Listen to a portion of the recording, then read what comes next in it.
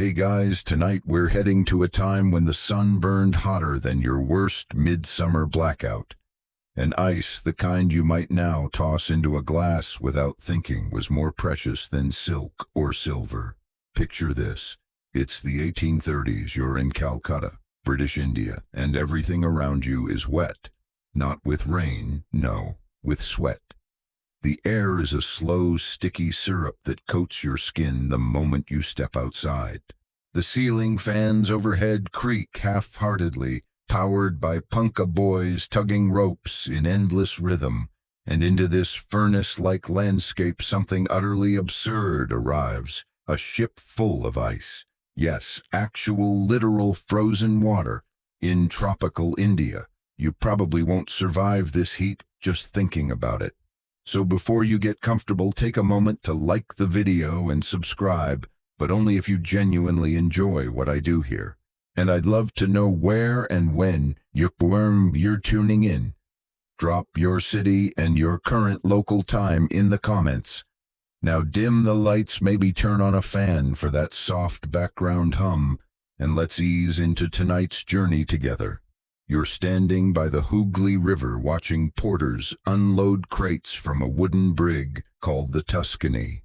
There's a stir in the crowd, not the usual bustle of indigo, cotton, or tea. No one is quite sure what they're looking at. And when one crate cracks open and a glint of light bounces off a translucent slab, the gasps ripple outward like monsoon rings in a puddle. For most locals, and let's be honest, for many of the colonial officials too, this might as well be alien technology. Frozen water, they whisper. From America, no one quite knows whether to bless it or banish it. The British elite, sweltering in their imported waistcoats and pith helmets, are the first to indulge. A servant brings a goblet of gin and tonic, now clinking with solid, glorious ice. The sensation is unreal, like sipping a snowstorm in the tropics. You watch one officer laugh out loud, slapping his knee. Another stares at his drink as if it might start speaking Sanskrit. One lady faints, though that might have been the corset, to be fair. To the average Bengali street vendor or fisherman, it's magic. Water becomes stone, but only when it's very, very cold. You hear someone explain, pointing to a half-melted chunk. Kids poke it with sticks. One boy tries to eat it like sugarcane, wincing at the pain in his teeth. A few elders give it a skeptical side-eye, wondering if it's a British trick, or worse, witchcraft. Historians still argue whether the ice's initial reception among Indian communities was genuine awe or performative curiosity, probably a bit of both. You trail after the porters, rolling the last of the crates to a newly constructed ice house near the Strand. It's a peculiar building, white, round, with Greco-Roman columns that scream, "Look at me, I am important." Inside, you nearly fall over as you step into air that's noticeably cooler than the inferno outside. Not air-conditioned, of course, just less miserable.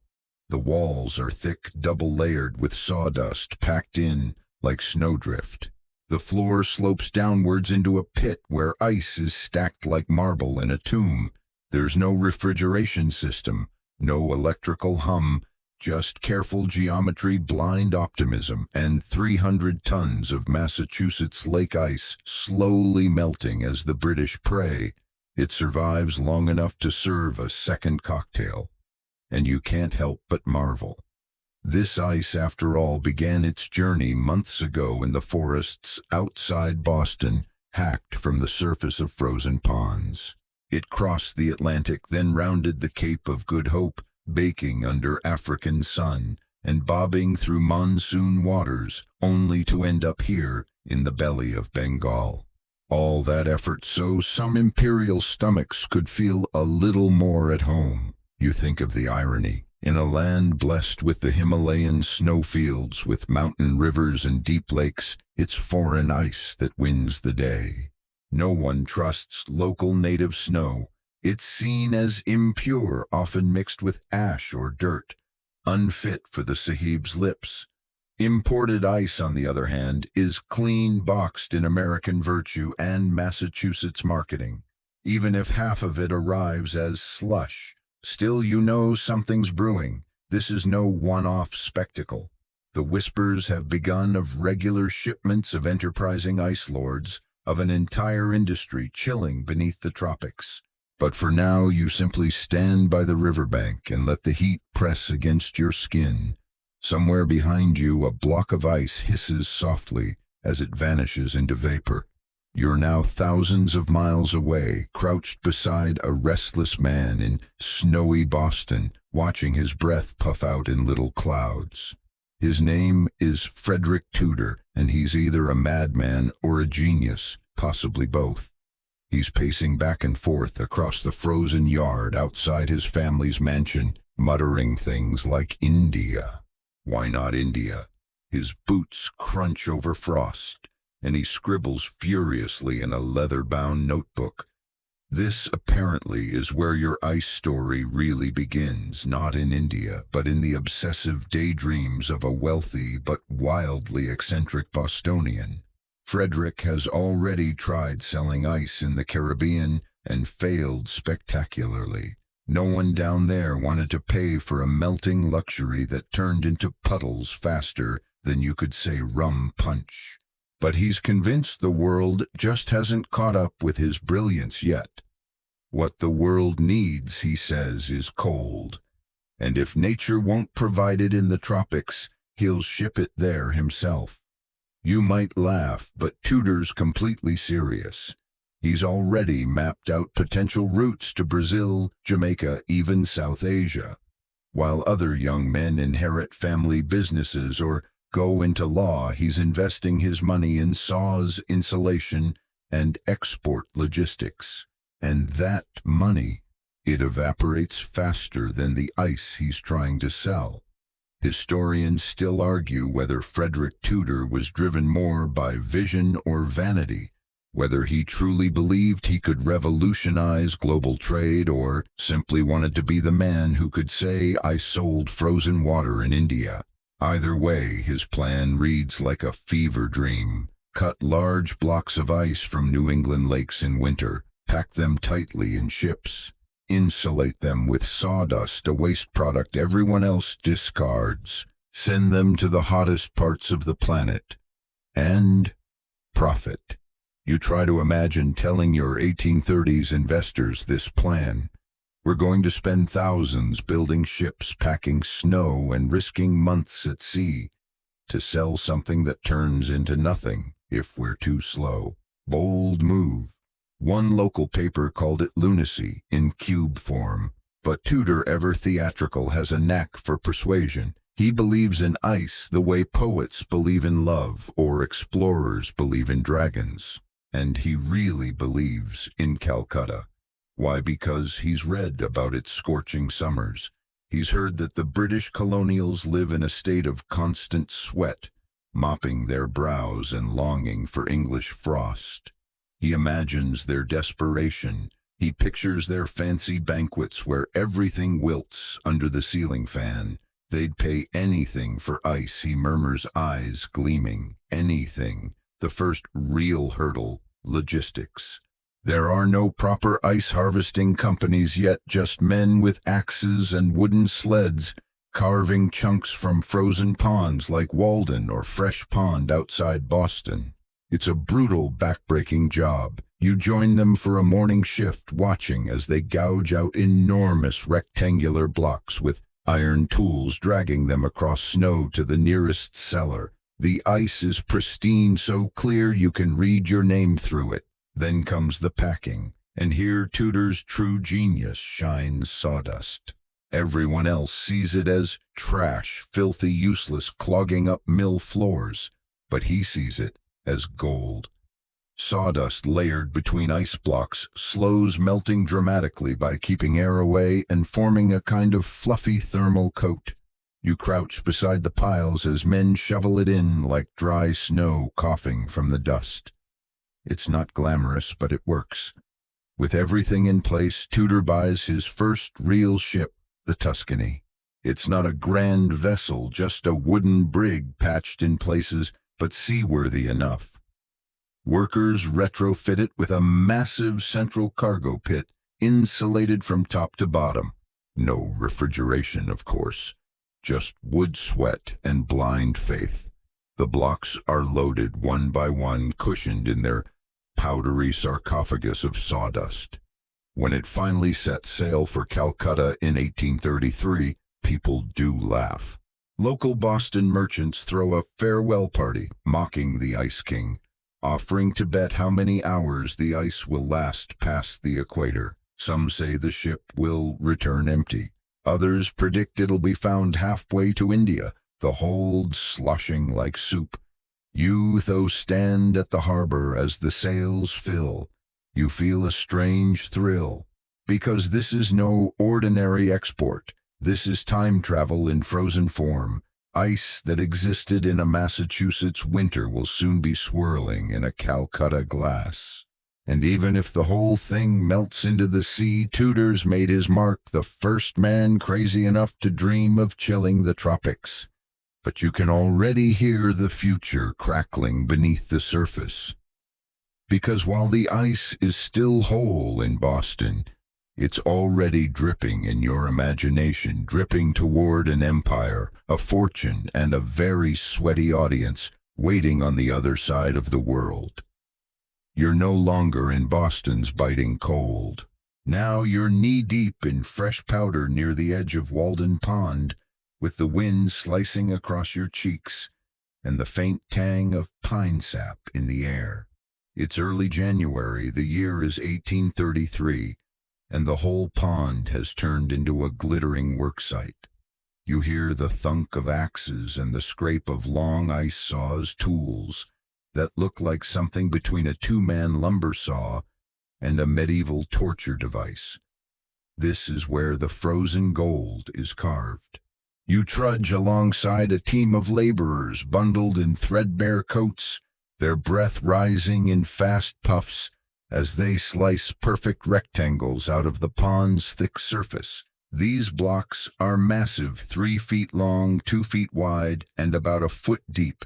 Each one weighs more than a grown man's regrets. One slip, and it could crush your foot or drop you into the numbing black below. The method is weirdly mathematical. First, they scrape away snow, revealing the translucent ice beneath. Then they score it into a grid, like carving a colossal sheet cake. When the squares are separated, they're levered up with long iron tongs and dragged along makeshift sled tracks toward shore. Each worker earns a pittance, but they're fast, nimble, and almost cheerful, at least when they're not cursing the cold. Frederick Tudor, of course, is overseeing all this with the manic intensity of a man running a polar casino. He personally inspects the blocks, insisting on clarity, uniformity, perfection. This is not just frozen water, he bellows at a worker who chipped a corner. This is prestige. Historians still argue whether the obsession with ice quality was practical or branding fluff. But Tudor was convinced that a premium product needed to look premium. If a British colonel in India found bubbles or cracks in his ice cube, the whole illusion of comfort of control might shatter. Back at the shoreline, sawdust piles rise like yellowed snowbanks. Local carpenters and millers are only too happy to dump their waste in Tudor's direction.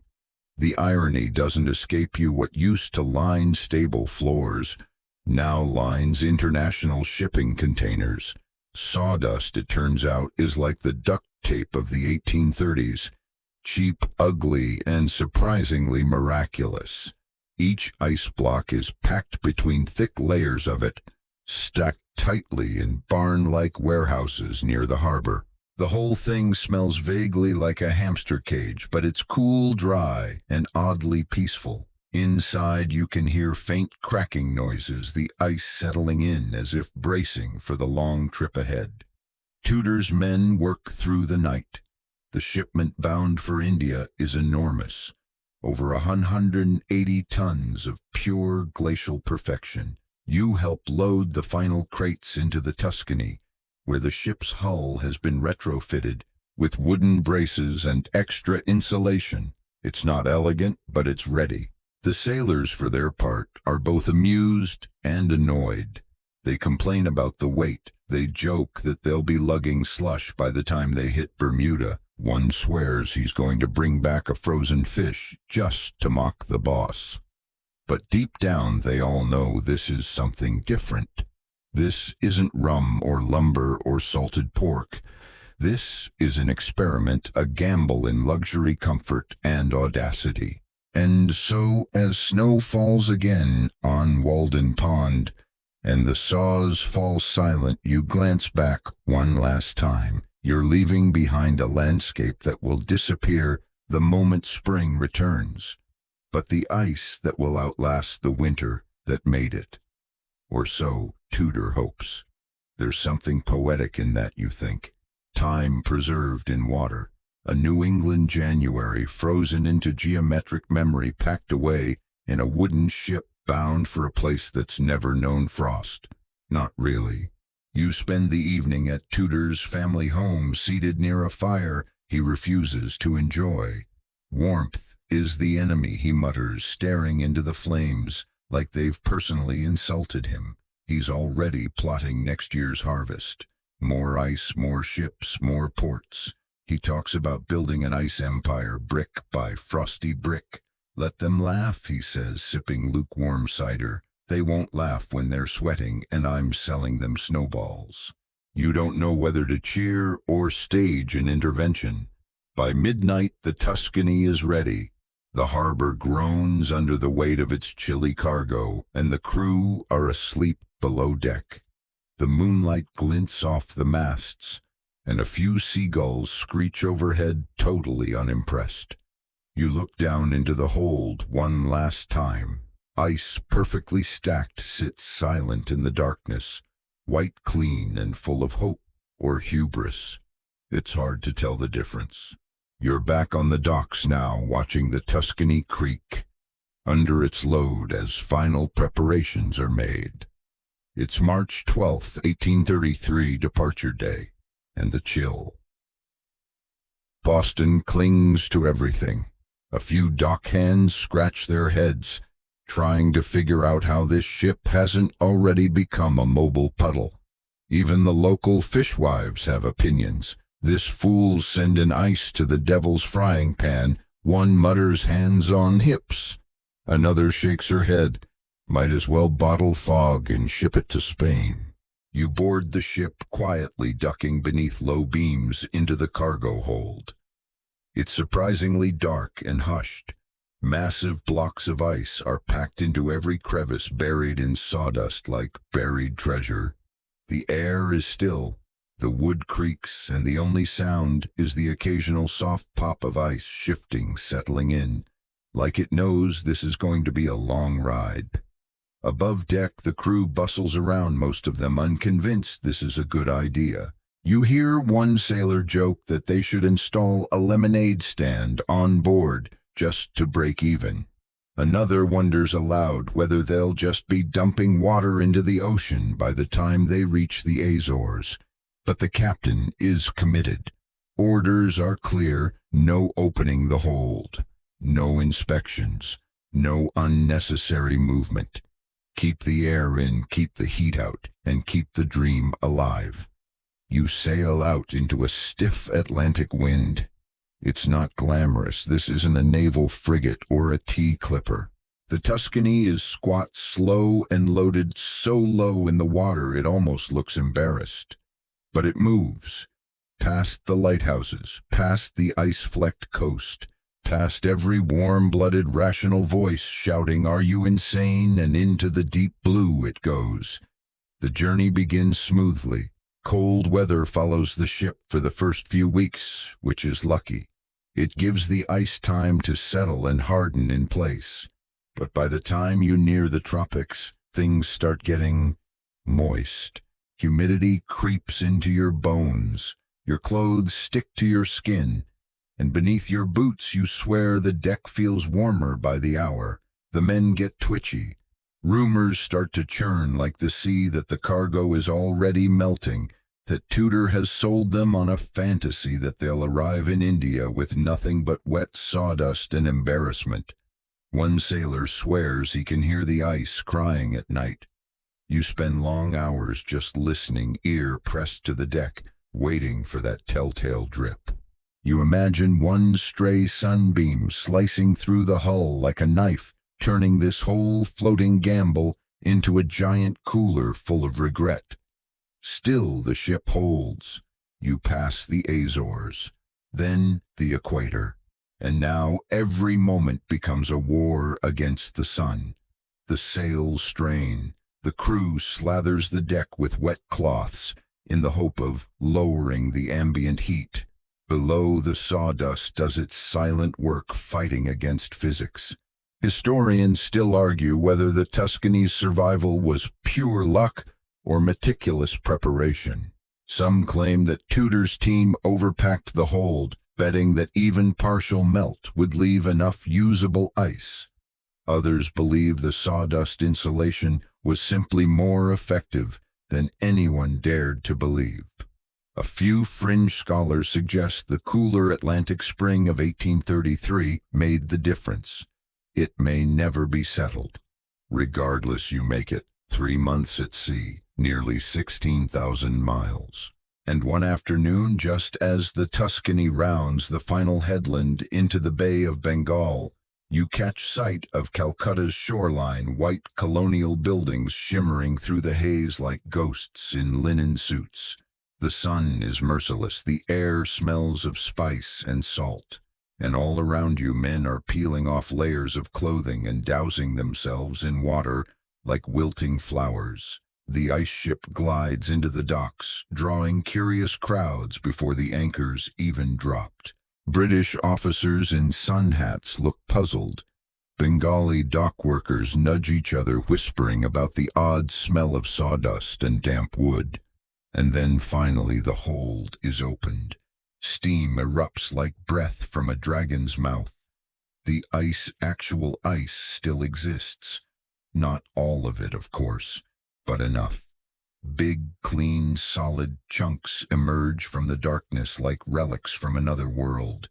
The crowd gasps, a few people clap. One man stares so long he forgets to chew his pan.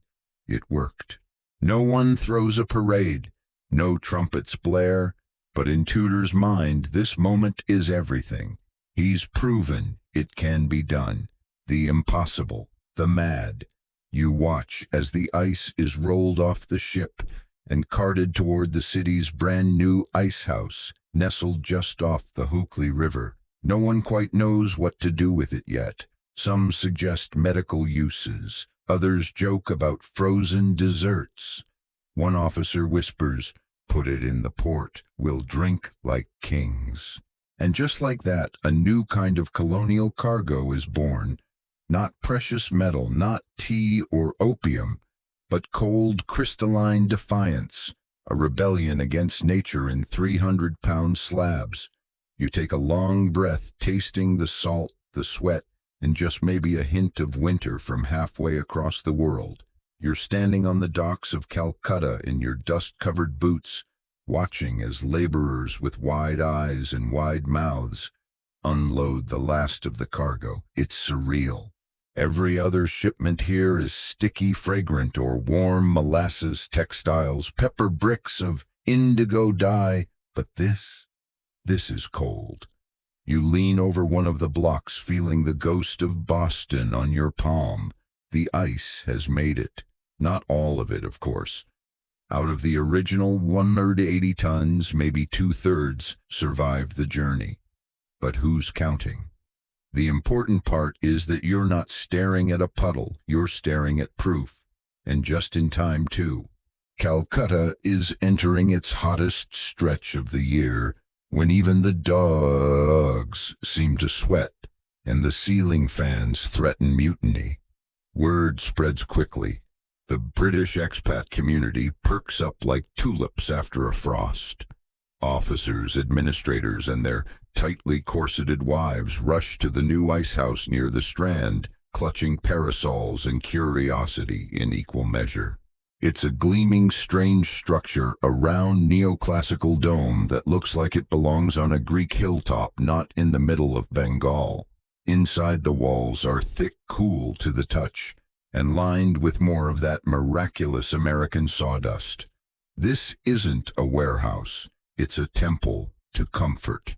You watch as one man steps forward, places a silver coin in a vendor's hand, and receives a palm-sized chip of ice. He drops it into a glass of lime water and stares. It fizzes. The glass fogs. He takes a sip.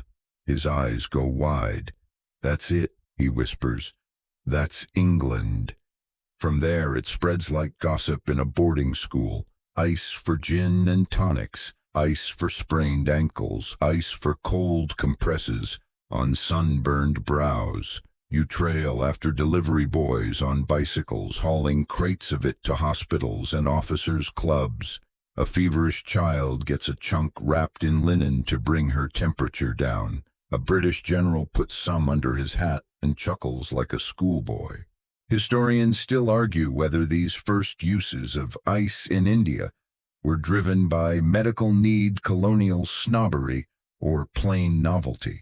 But what's clear is this: once people tasted it literally and figuratively, they wanted more, a lot more. But the locals, their reactions are wonderfully varied. You spend a morning with a Bengali street poet who taps the side of an ice block and declares, "This is Shiva's laughter in solid form." Another man squints at a sliver on off his tongue and shudders. "Feels like biting the wind," he says, unimpressed. Still others whisper suspicion. Some think it's poisonous or infused with strange Christian blessings. A few claim it must be artificial, crafted in British factories, because surely no natural thing could arrive so cold. You wander into a small bazaar where a savvy merchant has set up a tiny stall under an umbrella. He's selling shaved ice with tamarind syrup and jaggery. It drips faster than he can serve it, but the line is long. He winks at you. "Very soon, I will be Ice Raja." He grins. It's not all smooth sailing, though. There are setbacks. Storage is a nightmare. Ice begins to disappear the moment it hits open air. Transport is tricky, too. One unlucky porter trips in the street, and a perfect block skids into the dust, melting into nothing, while children giggle and poke it with sticks. And then there's the pricing. Imported ice is absurdly expensive. Only the colonial elite can afford it regularly. But the spark has been lit. Inside the British clubs, men toast Tudor's name like he's some kind of frost god. The phrase Boston ice becomes shorthand for class, for home, for relief. It's used in everything from tea parties to diplomatic banquets. One missionary writes in his journal, "The Lord sent ice across the oceans to comfort his servants in their trial." You meanwhile can't help but think of the men who harvested it, shivering under Boston's gray skies. Or the sailors who worried every night that they were transporting nothing more than water's ghost. And yet here you are, watching people pay 2 rupees for a single glass of lemonade over crushed American winter. Late one evening, you return to the ice house. It's quiet except for a few low voices and the soft, steady dripping of meltwater. You crouch down, fingers brushing a block that's already begun to sweat. It's melting, yes, but not fast enough to erase what it means. Frederick Tudor's bet has paid off wildly. The skeptics back home silenced. The customers here hooked. The dream of exporting frozen water to the tropics has become not just possible, but profitable. And something in your gut tells you this is only the beginning. You're back at the ice house before sunrise, watching the early deliveries begin. A cart creaks by, piled high with canvas-wrapped bundles of ice, each one glistening through wet seams. 2 Bengali workers hoist them carefully, trying not to slip on the stone street. One mutters, "More fragile than eggs," as the other grins, but pays better. This morning the deliveries are headed to the Governor General's residence, a few hospitals, and most curiously, a tea merchant's storefront. You follow the last one through alleyways thick with the smell of cardamom and smoke until you reach a modest two-story building with polished wooden shutters and a chalkboard sign reading "Chilled Assam New." The owner greets the ice like it's royalty. He unwraps it reverently, then lowers a sealed clay jug into a hollow carved into the block. "Cold brewed," he tells you proudly. "Imported ice, imported style." Then he chuckles, "But the tea's still ours." And just like that, the transformation begins. Ice isn't just for fancy parties or colonial elites anymore. It starts creeping into everyday life quietly, then suddenly. By the end of that month, it's in sugarcane stalls, boarding schools, barber shops. Anywhere someone can afford even a sliver, but of course most can't. Imported ice remains a luxury, a beautiful, absurd thing, and with demand surging, supply becomes a drama all its own. You return to the docks to find that Tudor's not just shipping one vessel, he's organizing a fleet. Ice sprigs begin departing Boston with almost factory-like precision. February through April becomes harvesting season. May through August, shipping season. The ice trade turns into a well-oiled, well-sawdusted machine. By now, Frederick Tudor is getting very rich and very specific. He drafts detailed instructions for his agents in India: how to store ice, how to price it, which clients get priority. Doctors first, he writes, then officers, then clubs. And at the very bottom of the list, curious locals, if well-behaved. Charming right historians still argue whether Tudor's pricing strategy was shrewd capitalism or colonial elitism. Some suggest he intentionally kept prices high to preserve ice's aura of exclusivity. Others say he simply couldn't afford to sell it cheaply without losing profit. Whatever the reason, his customers now include British generals, wealthy merchants, and a surprising number of heat-wilted missionaries. You trail one such missionary, Reverend Ames, as he carries a wrapped bundle of ice in a straw basket. "It keeps the fever from rising too high," he says quietly, entering a dimly lit clinic where a child writhes on a bamboo cot. A nurse wrings a cloth and presses it to the girl's forehead, her eyes widening when she feels the chill. You stand still, watching as the child calms just a little. The moment is small, but you feel it in your chest. In another part of town, you find ice being chipped into a bowl of mango pulp at a high-end cafe. It's being molded into cubes for a cocktail demonstration at the Bengal Club. A street artist carves a chunk into a tiny elephant just for fun, then sells it for more than he made all week. You start to notice that ice is no longer just a thing. It's an event, and not everyone is thrilled.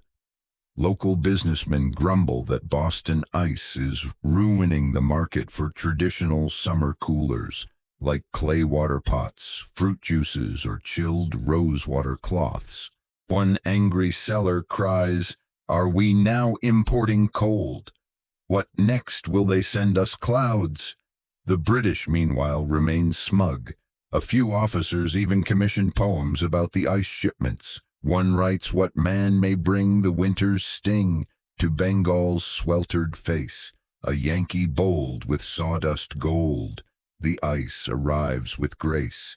Please note, this is not a good poem, but it rhymes, and it captures the bizarre sense of awe and amusement that follows this chilly cargo through the subcontinent. Still, practical challenges persist. Ice melts, yes, but worse, it disappears. Not all workers are honest. You follow a cart one afternoon and realize half its load has vanished by the time it reaches the destination. A little here, a little there, chipped off and sold on the side. Some porters even carry pocket knives to shave off tiny slivers for friends or family. A new job category emerges: the ice watcher. Their entire duty: sit beside the ice to make sure no one steals it. For 12 hours a day. In Bengal, in summer, the job has a turnover rate just slightly better than plague doctors. And then there's the rot. Not literal rot. Ice doesn't rot, but resentment. You hear whispers of locals demanding access to more affordable ice. Protests are rare, but murmurs are steady. Why must a white man's drink be cold, but a sick Bengali's lips burn? Someone asks in the marketplace. No one answers. You think of all the ships being loaded in Boston right now. You think of the sweating street kid you saw yesterday, eyeing the ice block like it was a god's jewel. And you wonder, how long can this ice stay cold? In more ways than one. You're crouched on a dusty crate at the edge of the Calcutta harbor, watching the Constellation, the Lydia, and the Orion pull in one after another, all American, all creaking with the weight of ice. The air hums with the familiar drone of porters, carts, and gulls, but there's a new rhythm now, a cold cadence. The ice trade has become a ritual. 3 years have passed since the Tuscany's daring voyage. What once felt like a marvel now runs like a seasonal opera. Ships leave Boston in late winter, slice across the globe, and pull into Calcutta just in time to keep the ruling class from boiling over in their waistcoats and starched collars. It's still madness, yes, but now it's organized madness. You glance around the bustling dock. There's a warehouse full of sawdust-scented men, unloading, inspecting, and slicing up blocks for delivery. One grizzled worker wipes his brow and mumbles, "Can't believe I make a living keeping water from turning into water. Welcome to the logistics of the impossible." Frederick Tudor, now dubbed the Ice King, has fine-tuned the system into something almost majestic. He's developed a chain of contractors, ice harvesters in Boston, loaders in Charleston and Savannah, captains loyal to his instructions, dock agents in India who manage everything from bribes to bookkeeping.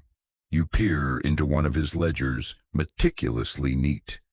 Tonnage, time at sea, melt rate estimates, bribe amounts in rupees, and profit margins, all stacked in columns like prayers to the gods of commerce.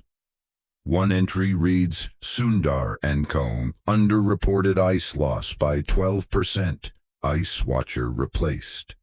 Tudor's success hinges on micromanagement. He doesn't just ship ice, he orchestrates it.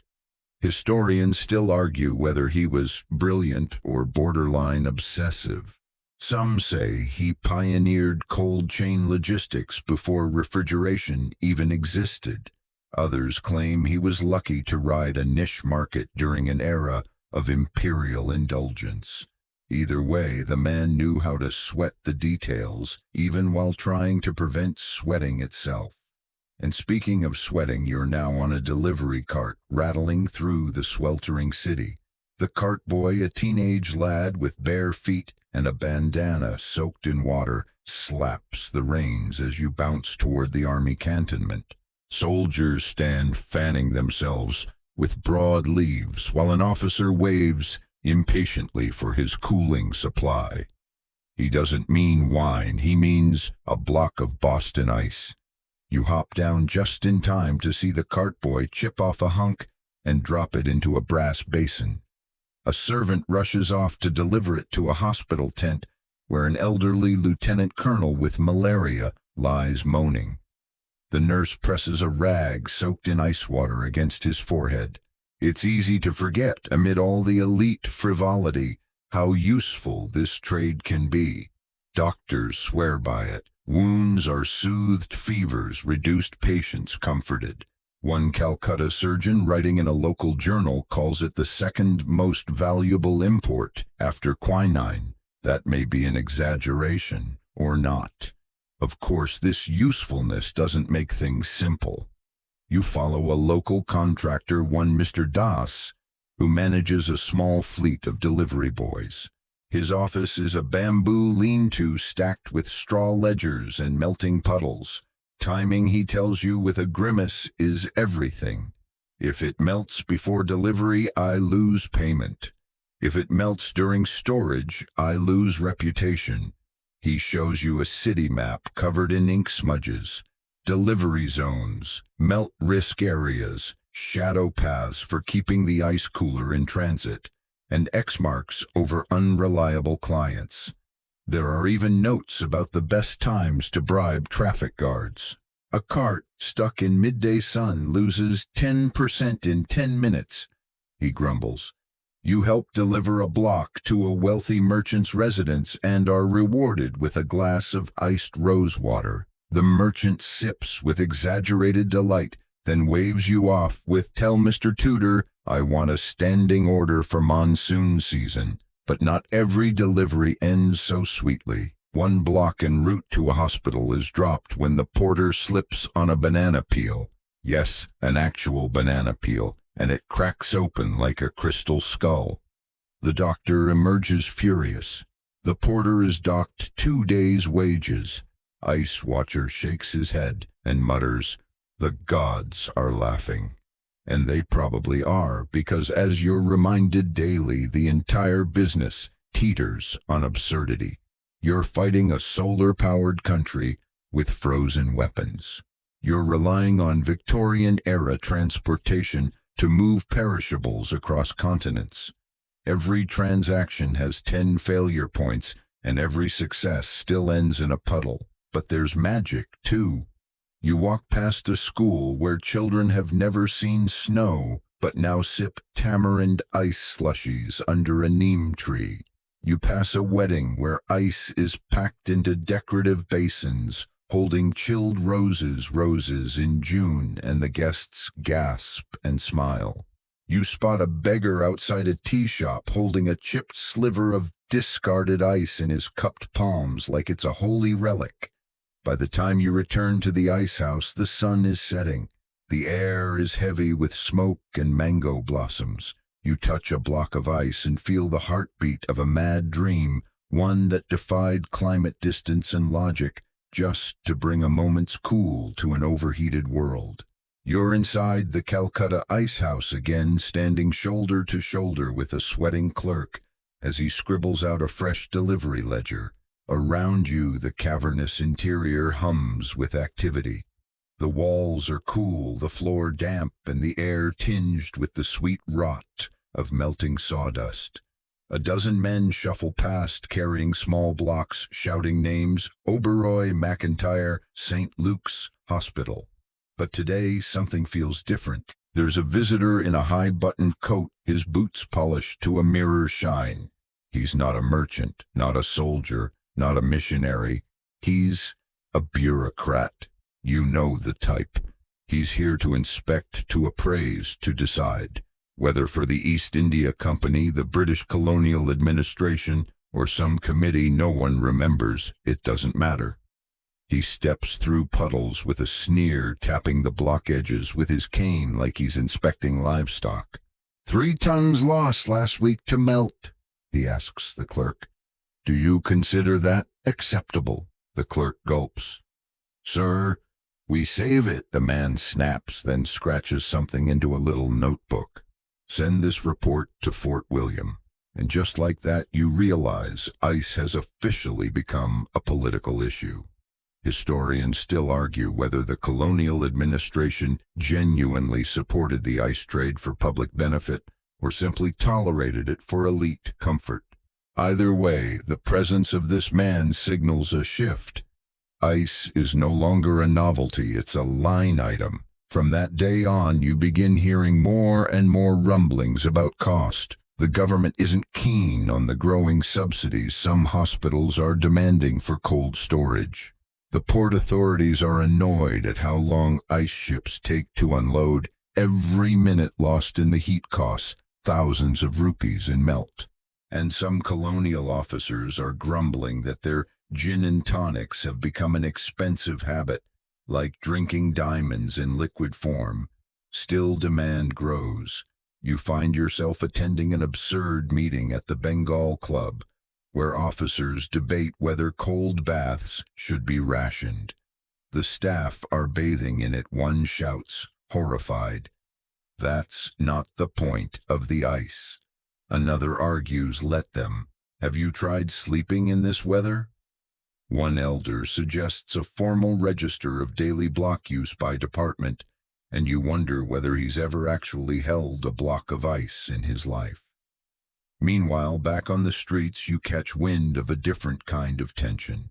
Some locals are beginning to organize nothing official, just informal guilds and networks trying to get access to discounted offcuts and half-melted leftovers. One such group meets behind a spice warehouse every Thursday. You sit in on their huddle. They're debating whether to pool funds to buy from the docks directly. "The British pay for cold brandy," one man mutters. "Why can't we chill our lentils?" There's laughter, but there's also anger. You follow a delivery cart to a public clinic where a half-block of ice is delivered for use in surgeries. The doctor smiles. "This," he says, tapping the block, "is cleaner than anything we have in this whole building." You note the flies gathering at the windows. He adds, "Don't tell the health board, but I use it to cool syringes." You hear stories, some true, some exaggerated, of ice riots in other colonial ports like Madras and Bombay. In one, dock workers reportedly staged a sit-in when a full shipment was reserved for private clubs. "Let the sahibs eat sun," someone allegedly scrawled on a crate. You begin to realize ice isn't just a substance, it's a symbol of privilege, of power, of division. A professor at the University of Calcutta explains it to you over bitter coffee one night. To control the cold in a hot land that is a form of empire. They rule not only people and laws, but temperature. The phrase sticks with you, because as you walk the city over the next few days, the contrast is blinding. One street glows with lanterns and laughter, British officers sipping iced wines in their clubs, cooling their collars with napkins. Just a few blocks away, a woman fans her baby with a frayed banana leaf, while the child wails from heat rash. There's no breeze, no relief, and certainly no ice. You duck into a public bathhouse and find that a young servant has bought a sliver of ice out of pocket, just enough to chill one clay pot of water. He guards it like treasure. "Only for my master," he says, then quietly, "and for myself. A little." Even the air feels heavier now, like everyone's starting to understand just how strange, how political ice has become. You return to the ice house and find a notice posted at the entrance. No new orders without prior clearance from municipal committee. The dream of ice may have started as a miracle, but now it's becoming a matter of regulation, of access, of justice. And in the heat of Calcutta, that's a volatile combination. Still inside the melting walls of that sawdust-coated temple, the blocks remain. For now. You're crouching under the overhang of a crumbling cafe roof, sipping a warm chai while watching a group of soldiers roll up their sleeves in the square. It's early morning in Calcutta, and the heat has already started its slow, merciless squeeze. But the real event isn't the weather, it's the arrival of a gleaming covered cart being escorted by two uniformed guards, the kind of detail usually reserved for, say, silver shipments or prisoners. But this morning it's escorting ice, specifically American ice straight off a ship from Boston. The cart halts and a bearded officer lifts the cover to reveal a neatly cut half-block packed in linen and straw. A cheer goes up from the crowd. He gestures theatrically, pulls a dagger from his belt, and drives it into the ice, cracking off a shining shard. It's passed around like communion. The effect is nearly religious, and yet this moment of public wonder is no accident. It's been arranged. Welcome to the era of ice as theater. You follow the officer later to the Governor General's residence where a reception is underway. On silver trays, fruit chilled with slivers of ice. In the fountains, rose petals and frozen crystals. Inside the drawing rooms, whispers of, how ever did they keep it from melting? Every cool sip, every frosty breath becomes a symbol not just of luxury, but of power. It's not just about temperature anymore. It's optics. Colonial elites are using ice the same way they use peacocks in gardens or gilt frames on paintings. It's the soft power of seeming untouchable by the tropical world. We've brought snow to Bengal, they seem to say. We can master anything. Historians still argue whether this performative coldness was intentional. Some say it was a natural outgrowth of colonial showmanship. Others suggest Tudor encouraged it in his correspondence, urging agents to stage deliveries at clubhouses, hospitals, and even temples. Visibility is the key to familiarity, he once wrote. Let them see the miracle, and they'll ask for it. It worked. You attend a wedding the following week, mixed race, mid-income, modest by comparison, and even there the family has splurged on a single melting block of ice. It's placed at the center of the buffet table, wrapped in lotus leaves. No one touches it. It simply glows there, dripping slowly, a symbol of effort and aspiration. You begin to notice ice appearing in poetry and folk tales. One street performer sings a tune about a sailor who fell in love with a lady made of ice. She melted when he kissed her. The punchline goes, so now he only kisses fire. A strange fable, perhaps, but one that captures the uncanny tension between desire and inevitability. You also hear about an astrologer predicting that the British will rule until the rivers flow backward and the snow falls in Calcutta. Someone replies, too late. The snow already arrives in ships. Even religious mystics take note. You're handed a pamphlet by a saffron-robed sadhu, warning of unnatural elements and the corrupting chill of Western influence. The ice is not just water, he writes. It is memory stolen from another land. Still, for most people, the fascination persists. Children crowd the street corners when ice deliveries pass. Some chase carts, hoping for a dropped flake. A few even steal chips to sell as healing stones. You meet a girl who keeps one in a brass locket even after it's long since evaporated. She still opens it occasionally just to remember. One night you pass by the back of a Catholic church and see nuns carving a small crucifix from ice for a funeral. It stands just long enough for the sun to catch its edges, and then it's gone. One mourner whispers, so he returns to heaven, the way he came. Quirky traditions emerge. An artist starts sculpting ice busts of famous officials. A surgeon chills his instruments in it before operations. One particularly enterprising tailor offers frozen collars for sale, fabric soaked, wrapped in ice, then handed off to desperate expats who'd rather freeze their necks than sweat through another court session. But beneath the sparkle and gimmickry, the economics are getting weird. Prices fluctuate wildly based on weather and melt rate. One month you can buy a pound for the price of a mango. The next it costs more than a silk scarf. Local papers begin publishing ice forecasts. Mild melt expected, prices stable, shipping delayed by storms near Ceylon. One editor pens a satirical piece. When I was young, we prayed for rain. Now we pray for ice deliveries. You laugh, but there's truth in the joke. Because you now live in a city where the elite use a foreign winter as a performance. Where coolness isn't just temperature, it's status. Where a thing that shouldn't exist has become the measure of who matters.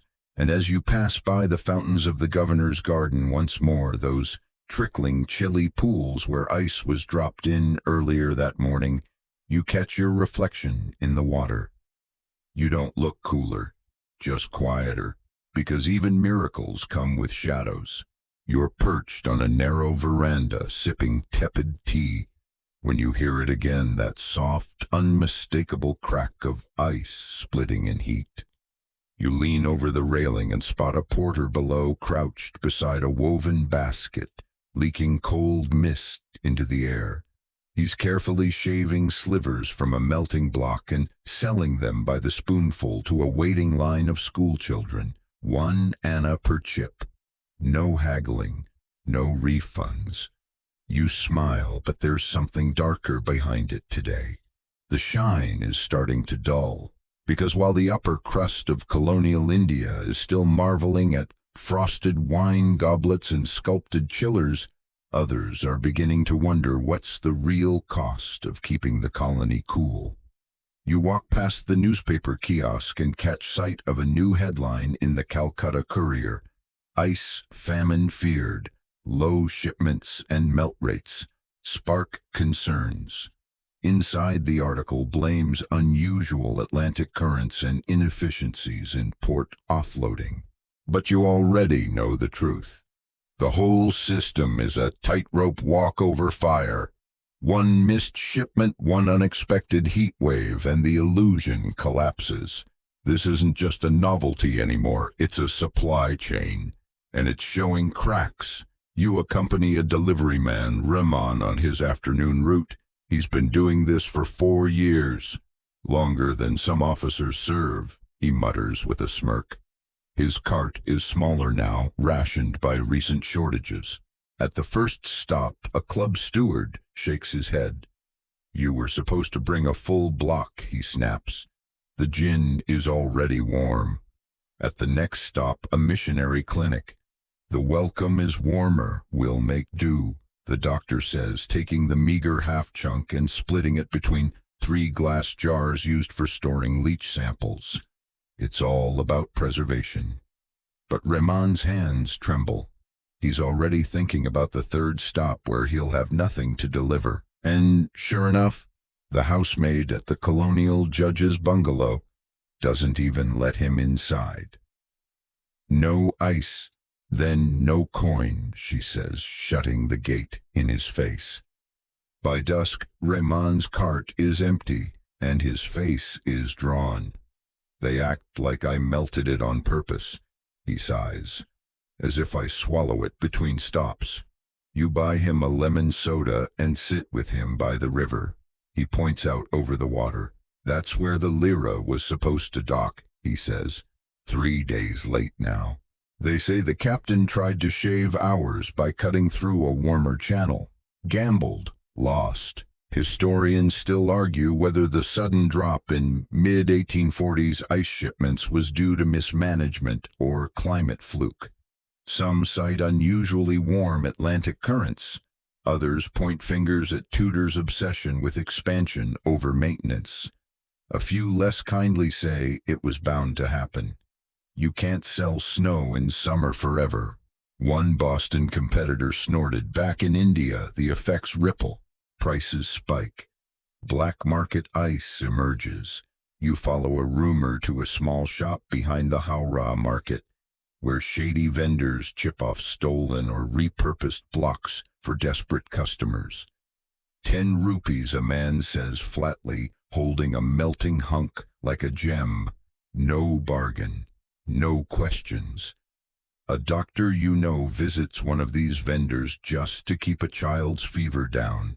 She pays half her week's salary for a sliver she wraps in cloth and holds to a little girl's temples through the night. The girl lives. The doctor sleeps sitting up. You visit the ice house the next day, and it's eerily quiet. No clamor of carts. No children peering in through slatted windows, just the steady drip, drip, drip of melt, and the quiet curses of a manager pacing the floor, calculating how to make yesterday's shipment stretch through tomorrow's needs. Even the colonial clubs feel the pinch. Diluted drinks, a furious officer writes in his diary. Not even cold. The empire sweats, and you can feel it in the press, in the streets, in the slow, creeping dread of a city starting to remember what it was like before the ice. You find a pamphlet pinned to a banyan tree outside the post office. It reads, "We survived before the ice. We will survive after. Let the Sahibs learn to sweat like men." It's unsigned and already damp with humidity. Even Tudor back in Boston feels the chill of loss. His letters become erratic, his reports defensive. He blames weather captains, corrupt port agents, anyone but himself. And maybe he's right, or maybe he simply lost control of the very thing he bent nature to create. You end the day walking the streets, the air hot and strange. Ice, once a miracle, has become a measurement, a countdown. How long until it's gone again? How much is left? Who deserves it? And beneath it all, that strange, impossible question, can a luxury survive once it's needed? You touch the side of an empty cart, its canvas cover sagging. No frost, no glimmer, just wood and heat and silence. And somewhere deep in the city, someone lights a stove, boils a pot of water, and mutters, "Good. Let the ice melt. Let things return to their natural order." But not everyone agrees. Not yet. You're sitting in a shady corner of the Calcutta Botanical Gardens, your back against the bark of an enormous banyan tree, when a faint rumble reaches your ears. Not thunder, not carts. It's mechanical, and it's getting louder. You stand brush dust from your knees and follow the sound down a gravel path until you see it, a squat brick building with a chimney puffing out lazy trails of smoke. Inside it smells like metal oil and cold. A small group of curious onlookers gathers around the doorway. A man in a waistcoat waves a paper fan and announces proudly, "India's first artificial ice." You step inside and witness history melting into the future, literally. It's primitive, noisy, and about as subtle as a marching band. But there it is, a coal-powered ice-making machine, imported piece by piece, assembled with help from engineers and several near-fatal electrical shocks. Beside it stands a Bengali entrepreneur named Babu Nilkantha Palit, grinning like he's cracked a divine code. Boston ice was the first miracle, he says. This is the second, and this one doesn't need a boat. You're stunned. Because up until now, ice in India has been a guest, foreign, delicate, and painfully impermanent. But now it's growing roots. You watch a chunk form in the steel chamber, solidifying with a wet clunk as two assistants lift it out with tongs. The gathered crowd claps like it's watching a magic trick, and in a way it is. Historians still argue whether this was the moment the global ice trade began to collapse or evolve. Some say the invention of artificial ice killed Tudor's empire. Others believe it only proved how deeply his vision had changed people's expectations. After all, nobody needs ice until they've had it once. You trail Palit as he walks through his workshop. He explains how the machine works. Ammonia, compression crankshafts, cold brine baths. You nod and pretend to follow. What you do understand is the pride in his voice. This isn't just a business to him, it's sovereignty in action.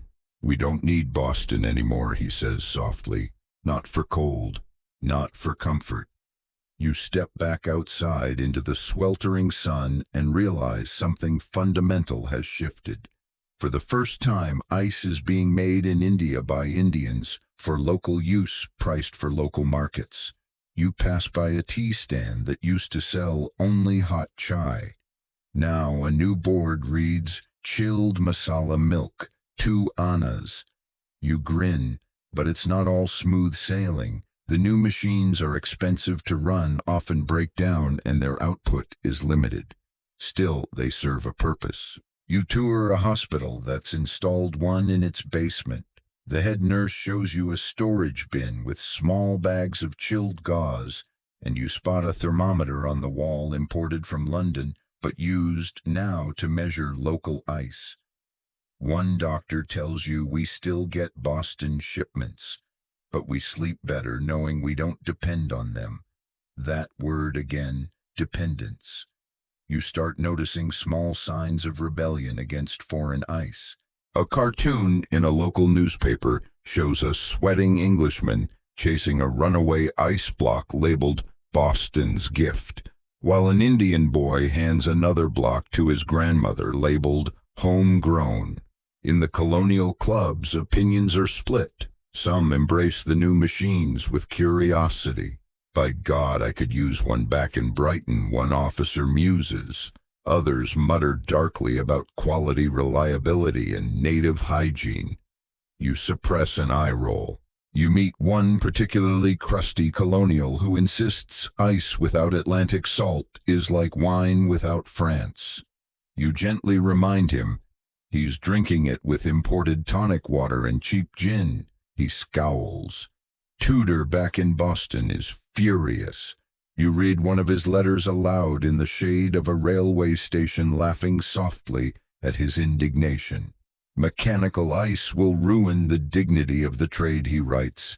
Any fool with a coal supply and a technician can now call himself a purveyor of cold. And there's the crux. What began as a miracle has become a commodity. What once dazzled the empire is now being democratized, made accessible, local, replicable. You spend an afternoon in a small Bengali town where a traveling vendor brings ice wrapped in burlap. He doesn't mention Boston, doesn't need to. He hands a cup of chilled lime water to a farmer's daughter who sips it like she's drinking from a mountain spring. No ceremony, no spectacle, just refreshment. You sit on a wall nearby and think about how far it's come from frozen ponds in New England to a girl's quiet smile in a dusty village far from Calcutta. The ice no longer needs applause. It simply exists, and in its quiet, melting way, that may be its greatest triumph yet. You're riding the early morning train out of Calcutta, your head lolling against the window frame as humid air slides past your face. Beside you, two clerks in rumpled cotton coats are deep in a sleepy debate about whether mechanical ice tastes less salty than Boston's. You don't chime in, but in your lap, wrapped in a wet cloth, is your own sliver harvested locally. It's half melted already, but still cold enough to make your palm tingle. The train rattles past rice paddies, mango orchards, and small towns where smoke curls gently from clay chimneys. Your destination today isn't a city or a club, it's a wedding. You step off in a mid-sized town along the Hooghly and follow the festive sounds toward a courtyard draped in marigold garlands. The groom's uncle, rotund and proud, beckons you toward the family's crowning achievement. A shallow earthen pit lined with banana leaves and packed with fresh glistening ice. Not from Boston, not from Bombay either. Local. Pallets machine, the uncle says with a wink. We get deliveries every third day. Reliable fellow. Inside the house, relatives are serving kulfi on chilled brass plates. The sweet, dense frozen dessert is a marvel in itself, but the coldness of it makes people gasp and grin. You overhear one auntie whisper, "It's like feeding snow to a mango." She closes her eyes as she chews. Bless the man who made this. You smile, because here in this crowded courtyard full of laughter and spilled turmeric ice has finally become normal. Still a treat, but no longer a miracle. No longer a spectacle of empire. And that brings you to an interesting question. What happened to the man who started all this? Frederick Tudor, Boston's Ice King, should be basking in triumph. And for a time he did. His shipments made their way to Brazil, Cuba, even Australia. He built wealth, won praise, and kept detailed notes about every sliver of melt and profit. But now, back in Boston, the cracks are forming. You leaf through a letter from one of his investors. Refrigeration has made your venture quaint. The newspapers are worse. One columnist writes, "The future belongs to ice born of coal not cut from lakes." Tudor, never one to surrender easily, doubles down. He tries expanding into new markets, even proposing Arctic harvesting and luxury shipments to tropical resorts. But it's clear his empire, like his product, is melting. Historians still argue whether Tudor's downfall was inevitable. Some claim he should have embraced mechanical ice early, investing in local machines and licensing his brand. Others say his vision was too narrow, focused on ice as a spectacle, not as a service. A few defenders argue he wasn't outpaced by technology, but by accessibility. When ice became common, it stopped being special, and Tudor sold special. You find him in his later years sitting stiffly in his Boston estate, surrounded by old shipping manifests and weather-stained maps. He keeps a glass of ice water on his desk, not because he's thirsty, but because he wants to remember what it meant. He still mutters about Calcutta sometimes, about the moment the ship's hold opened and cold steam rolled out into that blistering air, about the officer who cried when he tasted frost, about making the impossible possible. You can't help but feel a pang of sympathy. Tudor wasn't just a businessman, he was a dreamer, and dreamers don't always survive the success of their dreams. Back in India, meanwhile, the business lives on. You ride with one of the new generation of icemen, a wiry mechanic named Ganesh, who maintains chillers across 4 cities. He wears a loose kurta, rides a creaky bicycle, and hums as he works. When I was little, he tells you, ice came from stories. Now it comes from switches.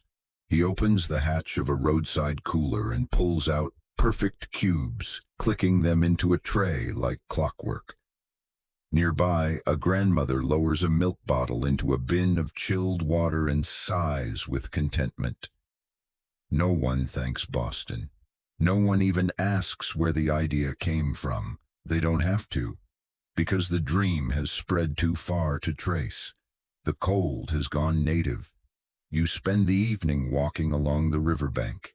You pass vendors selling iced lassi, schoolboys crunching frozen guava sticks, and an old man dipping his handkerchief in a basin chilled with leftover shards. It's all mundane now, commonplace. And that's the legacy, isn't it? Tudor brought ice to India, but India made it hers. You're weaving through the morning bustle of Bombay's Crawford Market, dodging fruit baskets, parrot sellers, and bursts of marigold petals being flung into the air during some festival or another. Honestly, you've lost track. But today's errand isn't for guavas or garlands. You're looking for a man who sells frozen fish in a country where even rain struggles to stay cool. You find him in a tiled stall tucked between 2 spice vendors. He's surrounded by slabs of ice, rough blocks hacked from a mechanical plant outside the city. Chunks are shoved into wooden boxes buried in layers of rice husk and jute. Inside lie silvery pomfrets, shining like moonlight and cold to the touch. You raise an eyebrow. He grins. Without ice, he says, this fish would have sung its last song 2 days ago. He's not alone. Around the market, vendors are using ice for more than drinks and dessert now. You pass a stall selling cooled saffron cream, another offering milk chilled just enough to avoid spoilage. A traveling merchant tells you he wraps bananas in cloth soaked in melted ice water to delay browning. Adds 2 days to shelf life, he boasts. This is no longer novelty, it's infrastructure. The curious trade of ice has evolved again from foreign cargo to local convenience to supply chain cornerstone. In fact, the logistics now resemble something suspiciously modern. Ice plants, delivery networks, cold storage depots. Even ice credit for vendors who'll pay after their lassie sells. You hop a tram to another neighborhood where the first cinema hall in the city is hosting an ice room experience. For an extra Anna, you get to step into a tiny box cooled with mechanical ice before your movie. People come just for the novelty, then stay for the film. One man walks out after 15 minutes. "I just wanted to feel like England." He shrugs. Historians still argue whether this democratization of cold was inevitable or culturally revolutionary. Some claim it was driven purely by economics. Others say that once the idea of controlling temperature took root in India's imagination, it changed how people thought about comfort itself. You duck into a bookstore and flip through a scientific magazine where a Bengali engineer describes a dream of a cold chain spanning from Himalayan dairy farms to southern ports. Another article speculates about ice being used for shipping vaccines and medicines. "Ice is health," it declares. "Ice is future." You chuckle to yourself. The frozen lake blocks of Boston would never have guessed they'd lead here to a medical revolution. Outside, the sun glares down as always. But now there are shields. A grocer spritzes his produce with chilled mist. A street child sells chilled rosewater in reused perfume bottles. A monk walks past sipping iced coconut milk, blinking contentedly. The divide that once made ice a luxury of empire is dissolving. Slowly, unevenly, but visibly. You head into a train station and find a makeshift booth advertising cool rail service. Ice for journey comfort. The clerk sells you a lump in a clay pot wrapped in cloth and laced with cardamom. "To sleep better," he says, "or for your water bottle. Same price." You sit on the platform and watch as a family gathers near the edge, their luggage piled like a fort. The father pulls a tiny metal fan from his bag and positions it near a jar of ice. Not exactly air conditioning, but you can see the breeze stir. A few feet away, a Muslim widow in a white sari dips her wrists into a tin bowl filled with melting ice water. Her eyes close. You hear her whisper, "Alhamdulillah, praise be," and for a moment nothing feels foreign. The ice no longer speaks English, no longer sails under Boston's flag. It's been translated into Hindi, Bengali, Tamil, Urdu, into touch, taste, and everyday ritual. You think of Frederick Tudor again, not the ice baron, but the boy who once dreamt in his frosty Massachusetts coat of sending snow to the equator. He imagined rich men clinking glasses in Calcutta. He never imagined cool milk in a Gujarati kitchen, or a fishmonger in Bombay swearing by frozen husk. But dreams are like ice. You start them with clear edges. They melt, reshape, disappear. And somewhere along the line they become someone else's to carry. You step into the last ray of daylight and let it warm your arms. The pot of ice you bought has nearly melted. You tilt it, sip the cool water, and realize this isn't Boston's gift anymore. It's India's inheritance. You're standing at the edge of a train platform in Madras now, Chennai, watching a porter unload wooden crates from a freight carriage marked with a single stenciled word, "Ice." No company name, no seal of Boston, just block letters, dusty and straightforward, because by now everyone knows what it means. A boy darts forward with a basket of mangoes, which he quickly drops into the nearest crate. Only 5 minutes, he pleads with the station manager just to cool them for the morning crowd. The manager shrugs and walks off, which is as close to permission as anyone gets these days. And there, in that moment, a mango sweating quietly in borrowed chill. You realize something. Ice is no longer just a product. It's become a public utility. It cools the food, calms the fever, quiets the child, saves the milk, keeps the dead from spoiling before the rites. Ice has slipped into every crack of Indian life, not loud or lavish, but constant. You trail a delivery man with 2 large blocks strapped to the back of a rickety bicycle. He rides with the focus of a surgeon dodging cows' carts and schoolboys. He's taking the ice to a sari dye shop where workers lower it into a vat to keep the delicate color from warping under the summer heat.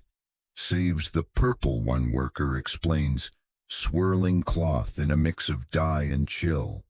Before this, all our silk looked like regret. The joke gets a laugh, but you can tell he means it. Meanwhile, local politicians are waking up to the fact that cold equals power. At a town hall meeting, a councilman proposes subsidizing mechanical ice for rural clinics. We lose lives because we lose vaccines, he says. We need cold where the roads don't go. The motion passes barely. Historians still argue whether ice's acceptance as public infrastructure was a natural evolution or a political turning point. Some suggest it was merely about scale when enough people used it. Governments followed. Others claim it marked a philosophical shift. If a state provides heat relief, is it not in some way softening its grip? You ponder that as you visit a coastal village in Andhra Pradesh, where a new fishing co-op has pooled resources to buy its own ice chiller. You meet Padma, a fisherwoman in her 40s, who shows you how she packs her morning catch in ice before taking it to market. No more rating the sun, she says. Now I race the price. She sells you a tuna so fresh it still smells of salt and steam. Tell Bombay this is better than their fancy port, she adds with a grin. Later, you wander through a town preparing for the annual harvest festival. Alongside the usual coconut sweets and oil lamps, you notice something new, a tiny kiosk labeled Ice for Loan. A man is offering small portions of chilled water to cool festival snacks. No payment up front, just a promise to settle after sales. He's even keeping ledgers. High trust, he says, tapping the book. Low melt. You try not to laugh at the phrase, but it sticks with you, because all around you see this quiet trust forming between people and ice, between vendors and coolers, between tradition and technology. You visit a family celebrating their daughter's birthday with her favorite treat, shaved ice with rose syrup. She squeals in delight, face-sticky arms outstretched as her grandmother gently presses a cool cloth to her cheeks. Even when we were poor, the woman tells you, I saved coins for this. It's no longer about ice being rare, it's about it being reliable.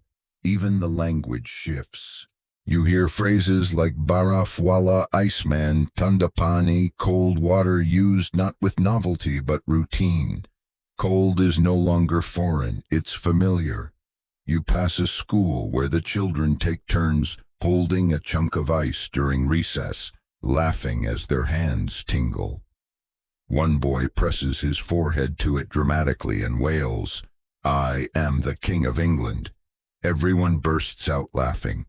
In that moment you see something Frederick Tudor never planned, not just cold, but joy. Not spectacle, but sharing.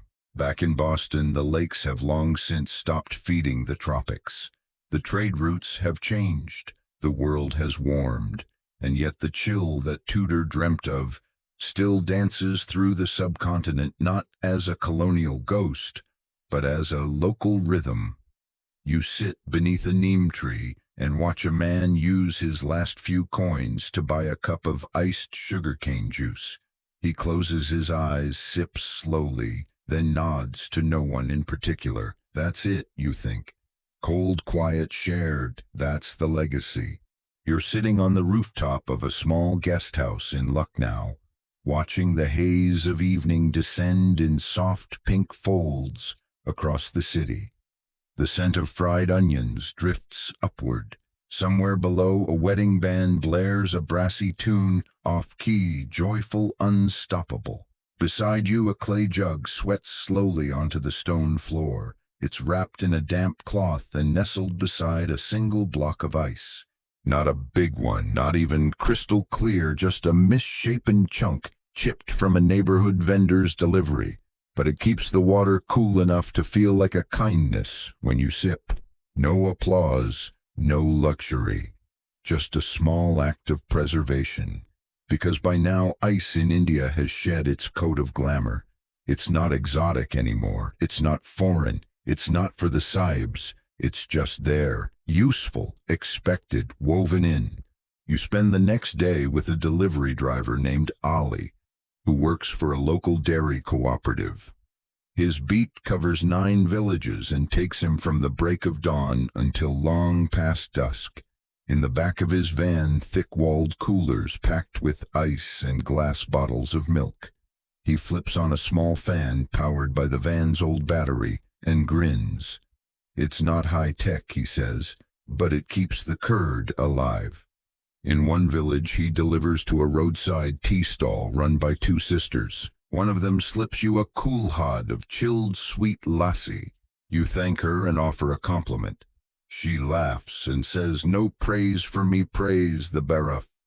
And it hits you, ice is no longer a symbol of empire. It's a tool of independence. It has become part of the economic backbone, quiet, humble, essential. Historians still argue about the point at which ice stopped being a wonder and started being infrastructure. Some say it was when mechanical plants overtook imports. Others claim it was when it became unremarkable, when people stopped asking how and started saying of course. And while the fascination may have faded, the impact is deeper than ever. You visit a rural vaccine clinic where the icebox hums in the corner. No fanfare, no speeches, just a young nurse gently removing a vial from a chilled container, tapping it once, then pressing it to a child's arm. You hear the hiss of a needle. The child flinches, cries, then quiets. That ice saved her life, the nurse says softly. In another town, you meet a school principal who stores ice chips in old paint cans to cool chalk ink and printing paper in the heat. He shows you student report cards dried perfectly flat, no smudges. They read better when the letters don't swim, he jokes. You think of all the unseen places ice has slipped into between fabric and dye, inside steel tiffins, under pillows, in hospital wards. You think of it hiding in wedding cakes, in buckets beneath altar flowers, in clay pots next to incense and offerings. You stop by a temple and watch an elderly woman wipe her forehead with a cloth cooled over ice. "The gods understand comfort," she murmurs. Even Vishnu rests on water, and that's what it is now, not domination, not novelty, but rest. One evening you sit beside an old man in a park. He's crushing ice in a metal bowl for his grandson's lemonade stand. You ask him if he remembers the Boston ice. He shakes his head. "My father told me," he says. "He said they brought it across oceans. We bring it across the street."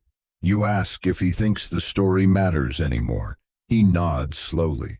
"It matters," he says, "because it tells us how far we've come. But now we write the next chapter." That night you dream of rivers running cold in the middle of summer, of villages lit by quiet coolers of fish, wrapped in wet cloth, of feverish brows soothed by melting stones. You dream of ice not as spectacle, not as story, but as something simply there, reliable, kind, undramatic. And in the dream no one asks where it came from, only that it keeps coming. You're walking barefoot through a village market just after dawn, your sandals slung over your shoulder to keep them dry from last night's rain. Underfoot the dirt is soft and warm. A rooster crows somewhere in the distance. The smell of jaggery and fresh coriander rides the breeze. You stop at a modest stall where a man is gently pressing blocks of ice into the corners of a wooden cart filled with custard apples, lychees, and guavas. He does it slowly, almost reverently, like he's tucking a child into bed. When you ask him if the ice is from a machine or the city, he shrugs and says from Boppy. Doesn't matter where he gets it, it comes when I need it. That's the point, isn't it? Ice once extraordinary, now just works. You tag along with Boppy, short, wiry, missing 2 molars on his morning route. He delivers ice in linen-wrapped chunks to a poultry vendor, a paon seller, and a roadside chai stand that promises cool matka service for its water. His cart is patched together from bicycle parts and flour sacks, but the system is solid. Every stop is timed. Every block has a purpose. Every recipient nods, pays, and moves on. No one blinks at the ice anymore. You pass a small clinic where a teenage boy wheels a cooler box in from the back lane. Inside are insulin vials kept cold with ice slabs and dried banana leaves. He's paid in vegetables, sometimes coins, sometimes nothing at all. Historians still argue whether this phase, the quiet utility of ice, was its most important. Some say yes, it finally reached the people. Others claim this is when it lost its soul, when ice ceased to be a miracle and became a tool like soap or matches. But for you, the story isn't about loss. It's about arrival. You spend the afternoon under the thatched shade of a bus stop sipping watered-down lemon soda. Around you 5 schoolboys lounge lazily, shirts, untucked ties askew, their satchels flopped at their feet. They pass a single melting ice cube around like a treasure, pressing it to their necks, dropping it in their mouths, then yelping with delight. Their laughter spills out onto the road like the trickle from the melting cube. You realize that no one here knows the name Frederick Tudor. No one knows about Boston. No one talks about shipments or sawdust or Atlantic storms. But everyone knows where to find ice. Everyone expects it. Everyone shares it.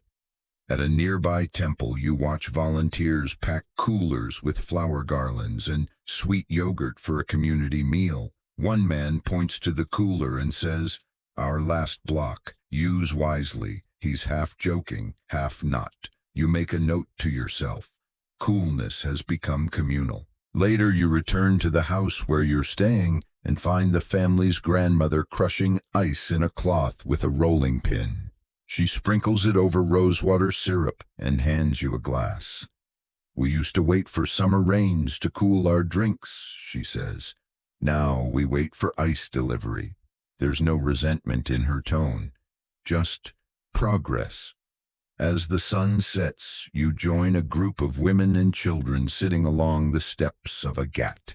They're lighting lamps and folding prayers into the river's current. One of them opens a bag of chilled fruits, passing slices to everyone around. You chew on a cold mango, fingers sticky, heart full. And you realize the ice trade succeeded not because it chilled the powerful, but because it eventually reached the hands of everyone else. Frederick Tudor wanted to sell cold luxury, but what survived was cold ordinary. And in a land where the sun rules, even ordinary cold is extraordinary. You're squatting on the edge of a boat dock in Varanasi, now watching as the Ganges shimmers like liquid brass under the mid-morning sun. It's hot beyond hot, and yet the fishermen nearby are hauling baskets lined with canvas and ice. Yes, ice. Not large blocks, not pristine or glistening, but functional, gritty, and wet. Enough to keep fish fresh until the boat docks. Enough to keep breakfast from becoming bait. You ask the eldest fisherman's skin like river-worn wood when they started using it. 15 years ago, he shrugs. Before that, we salted and hoped. Now we cool and sell. He doesn't mention Boston, doesn't know the name Tudor, doesn't care. And that's when it becomes clear ice has outlived its origin story. It's not a colonial artifact anymore. It's not the legacy of ships and sawdust. It's not even American. It's Indian. It's lived in temples, tea stalls, train compartments, and wedding buffets long enough to belong, and now it's invisible.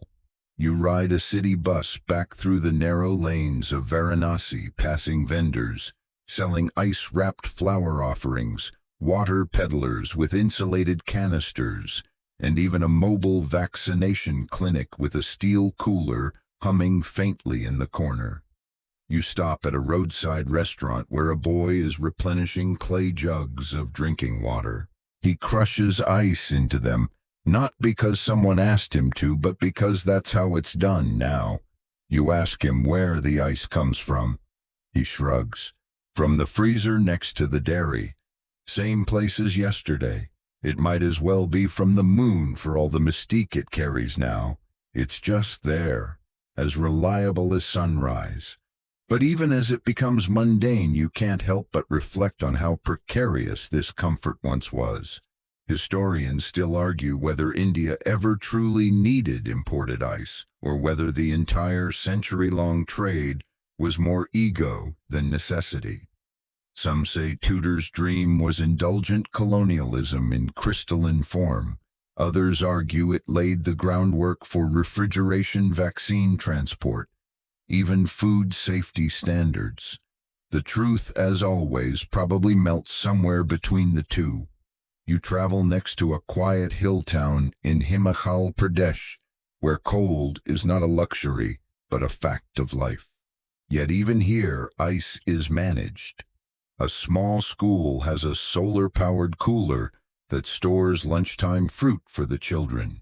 You sit under a pine tree and watch them crowd around it, each selecting a slice of chilled watermelon like it's a sacred act. One boy takes 2 pieces, then offers one to his friend. You see the pattern again, ice once hoarded, now shared. And yet something surprising happens in the evening. You're invited to dinner at the house of a retired school teacher who remembers the tail end of the Boston shipments. He shows you an old wooden box in his shed. My father called it the Baraf pit, he says. We used to store blocks in sawdust and keep them buried for festivals. He pauses, brushing dust from the lid. You could taste the effort in that ice, he says. Now it comes so easy we barely notice.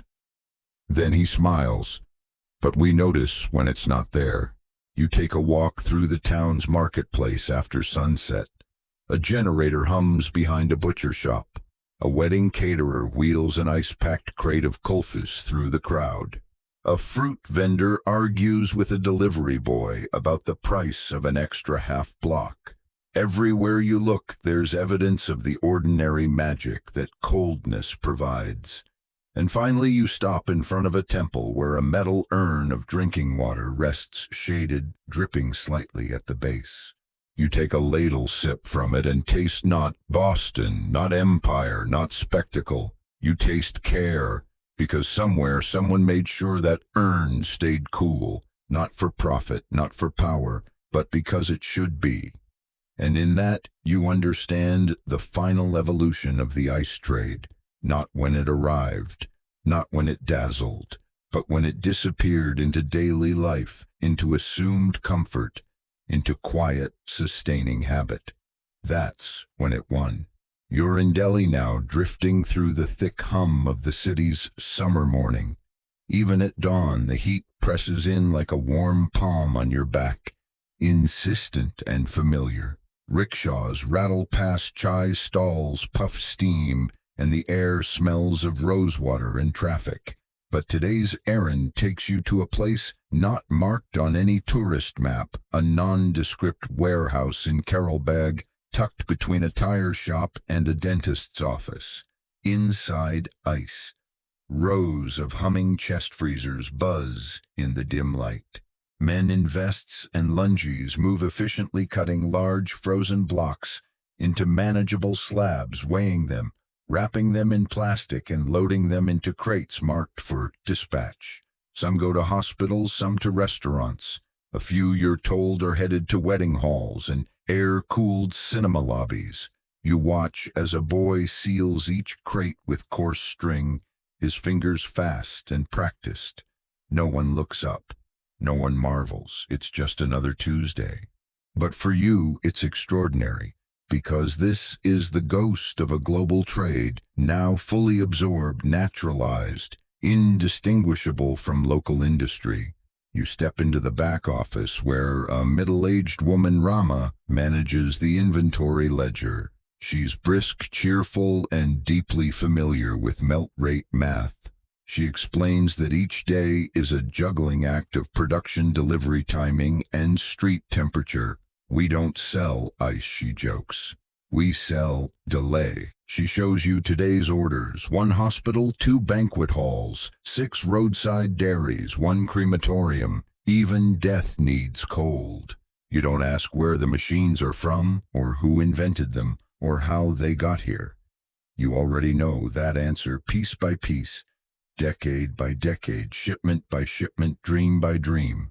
And now it's just life. You leave the warehouse and head across town to a neighborhood called Shadara. Here you meet a group of older women gathered in a shaded alley, preparing kulfi in battered aluminum molds. They fill them with sweetened milk, drop in tiny wooden sticks, and pack the lot into a big metal drum full of crushed ice and salt. This was our grandmother's method, one woman says. Only difference now, we buy the ice. You watch the molds vanish under the snow-like heap. The oldest of them, her wrists lined with green bangles, pats the surface and murmurs, "Faster than the old pit." And you realize what once took oceans to reach now travels by bicycle, by scooter, by foot. You pause at a roadside medical booth where a father is buying a packet of rehydration salts and a small ice pouch for his son. He's had fever, the man says. The doctor said to keep his head cool. A few feet away, a girl sells ice pops wrapped in newspaper. The print bleeds onto the slush, but no one minds. Nearby, you find a crumbling wall where someone scrawled in red paint, "Thanda equal zindagi." Coolness equals life. No one questions it. Historians still argue about how far the impact of the colonial ice trade reached. Was it just a strange experiment, a Western indulgence, or did it truly change the way the subcontinent thinks about temperature, time, and trust? You walk into a grocer's shop where the eggs are kept cool with an ice slab perched under a sheet of burlap. A sign hangs nearby, "Fresh, even in May." It doesn't say "Thanks to America" or "Courtesy of machines" or "Imported innovation." It doesn't have to.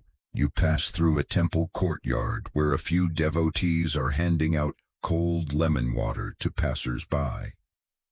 One man pauses, drinks deeply, and closes his eyes. "Nectar," he sighs. You sit beside him. No one mentions trade, no one mentions shipping, no one talks about Frederick Tudor, and yet here he is, in the water, in the cup, in the hum of a chest freezer, in the soft hiss of melt dripping onto the stone. You lean back, breathing in the blend of spice sweat and the faint trace of mechanical frost in the air, and you think this was never just about luxury, never just about empire. It was always about finding some softness in the hard edges of summer, some brief shared relief.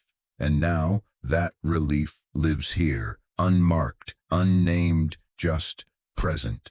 You're sitting inside a small roadside pharmacy in Kanpur, legs curled up on a plastic stool, trying to escape the noon heat, while the owner restocks his shelves. The power's gone out again, but the shop remains cool thanks to a battered old icebox humming in the corner like a stubborn mule. Inside are antibiotics, insulin, a row of eye drop bottles, and a single cup of cold water sealed with a paper lid. The pharmacist nudges it toward you. "Have it," he says. "We keep it cool in case the elderly faint." You sip, grateful, not just for the water, but for what it represents. Cold, once reserved for the privileged, is now prepared for the vulnerable. Later that afternoon, you hop on the back of a delivery scooter, arms clinging to the driver's waist as he weaves through alleys and into a part of town where brick houses lean into each other like old friends. He's bringing shaved ice to a street vendor who makes Baraf Gola India's technicolor answer to the snow cone. You watch as kids line up rupee coins clutched in sticky fists. The vendor dips a metal mold into the ice, scrapes out a perfect sphere, and drenches it in syrup, rose, lemon, cola, mango. One child takes a bite and goes silent, eyes wide. The others giggle. You glance at the bucket of ice behind the stand. It's just there, no one questions it. No one asks where it came from. They just trust it will come tomorrow, and the next day, and the next. And that's the thing. The miracle isn't that ice arrived. It's that it stayed. Historians still argue whether this enduring presence of ice, so casual now so constant, was inevitable or miraculous. Some say it's a triumph of trade and technology. Others say it's simply the natural arc of civilization. Cool follows warmth, comfort follows discomfort, demand follows need.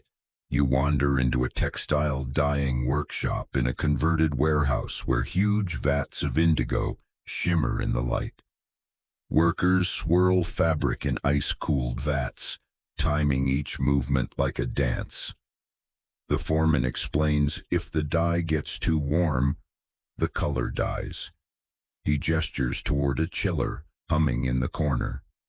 That machine, he says, is more important than the boss. It's the same in the butcher shop where flies hover near the door but never breach the steel-wrapped cooler. In the flower market, ice is packed around roses and jasmine to keep them perky for temple offerings. In the photography studio, a small cooler holds film canisters before they're developed an old habit that lingered even after digital. You sit at a train station later that evening watching a crowd build on the platform. Beside you, a vendor pours lemon soda over a chipped chunk of ice into a tall steel tumbler. The drink fizzes. A tired man slurps it down and sighs. Another quietly tears his roti and presses it to a small packet of ice to ease the sting of a mouth ulcer. These are quiet, unspectacular moments, but everywhere you see ice as the helper in the margins, the unthanked hero of the everyday. And yet not all ice is equal. You take a walk through an upscale mall where the air conditioning is Arctic, the gelato served in imported cups, and the ice machine refills automatically behind the bar. There, ice is invisible again, but for a different reason. It's assumed, a given, coldness as entitlement. Then you leave, cross the road into the bustled neighborhood beyond the parking lot, and find a woman scooping ice into an earthen pot beside a spice stall. She sells cups of thanda pani, cold water, to school children for a few paisa each, and hers is coldness as service. You think of Frederick Tudor again, his sawdust dreams, his fragile cargo, his desperate scribbles calculating melt rates in ink. Would he be proud of this, or horrified by how ordinary it's all become? You sit down on a low wall outside the woman's stall. She offers you a cup. You accept.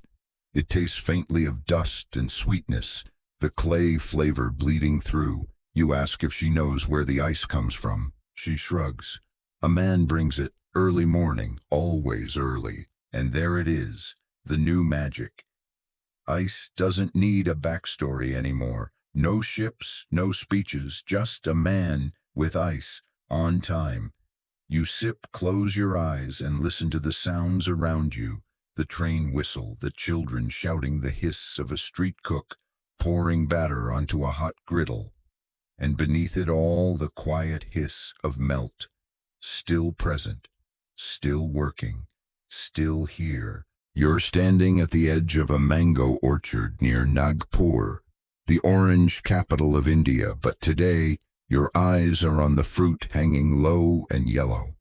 Workers move through the trees with baskets, carefully selecting only the ripest mangoes, And next to the sorting shed, nestled beneath a makeshift tin awning, is a cooler packed with chipped ice and burlap-wrapped fruit. You reach in. The mango skin is cool to the touch, like a memory of spring wrapped in sweetness. The orchard manager notices you marveling. "We don't chill them too long," he says, "just enough to slow the breath." You blink. "What do you mean?" He smiles. "Fruit breathes. Cold makes it breathe slower, gives us more time to sell a smile. And that's when it hits you, ice has become a kind of time machine.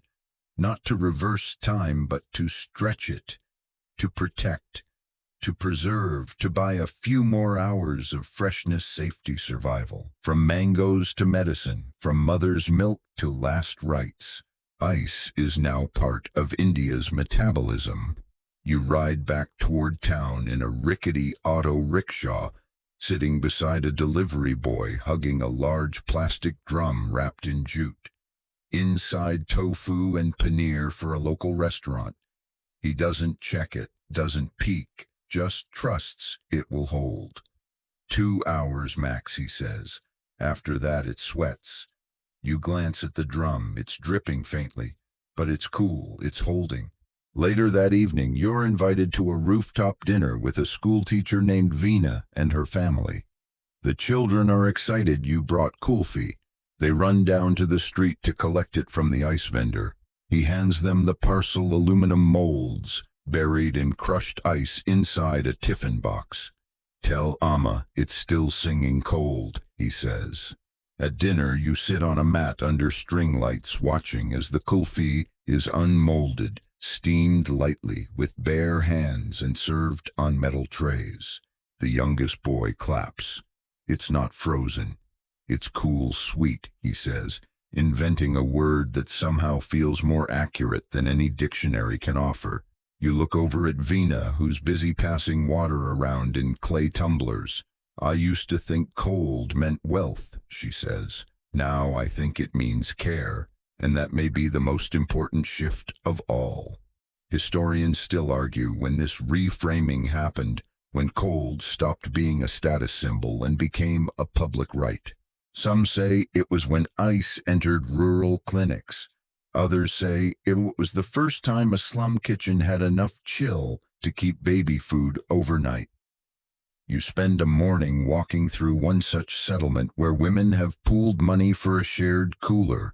It's not a fridge. It's a handmade wooden chest lined with foil and ice slabs refreshed every other day. Inside, breast milk in glass jars, boiled vegetables for toddlers, and a small tray of tamarind chutney. "It's our ice locker," one woman says proudly. "We don't need much, but we need it cold." You pause outside a public library that started chilling its drinking water tank. A boy fills his bottle before sitting down to read. The librarian nods. When water is cool, children stay longer. You think of the journey again. It began with a man in Boston dreaming of profit, of empire, of spectacle. It evolved through ships, bribes, bureaucracy, sawdust, salt, and stubbornness. And now ice lives in the cracks, not grand, not glorious, just there. It hides behind the curtain in a maternity ward. It floats in lime soda sold from a rusty cart. It's wrapped in cloth and placed gently on a girl's forehead when she gets dizzy in class. You end the day at a bus stop watching 2 men lift a steel drum onto the roof of a departing bus.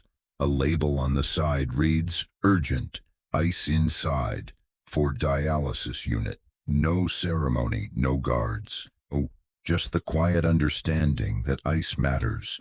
You sit back, letting the warm wind wash over your face, knowing that somewhere in that drum, under layers of padding and time cold, is still working, still preserving, still holding space for someone's next breath.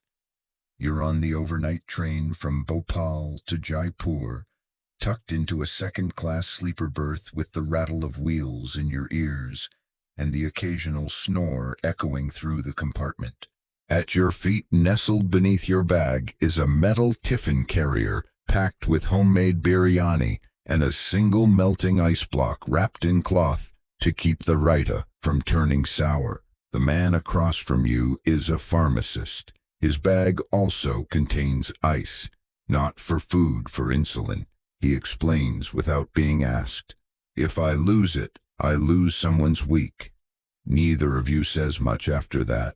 You drift to sleep. When you wake, the train is just pulling into Jaipur, dawn rising like saffron mist. The cool night has held, but only barely. Your ice is nearly gone, just a wet rag and a puddle in the carrier, but it served its purpose. You eat quickly, nod to your compartment mate, and step out into the desert sun. This morning your path leads you through Jaipur's famous pink city, past its sandstone palaces and mirror-flecked ceilings. But what you're here for lies behind the scenes, beneath the domes and carvings, in the alleys behind the palaces where a team of catering staff prepares for a government function. On the floor, a dozen chest freezers, inside everything from salads to rose-flavored milk.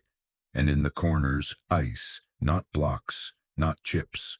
Sheets molded into shapes, roses, peacocks, even a map of Rajasthan, just for a few minutes of elegance before melting into oblivion. Decoration, one chef says with a smile. But also dignity. That word again, because somewhere along the line, ice went from practical to political to personal. You visit a rural cooling center just outside the city, an open-air shelter for heat waves, funded by a local NGO.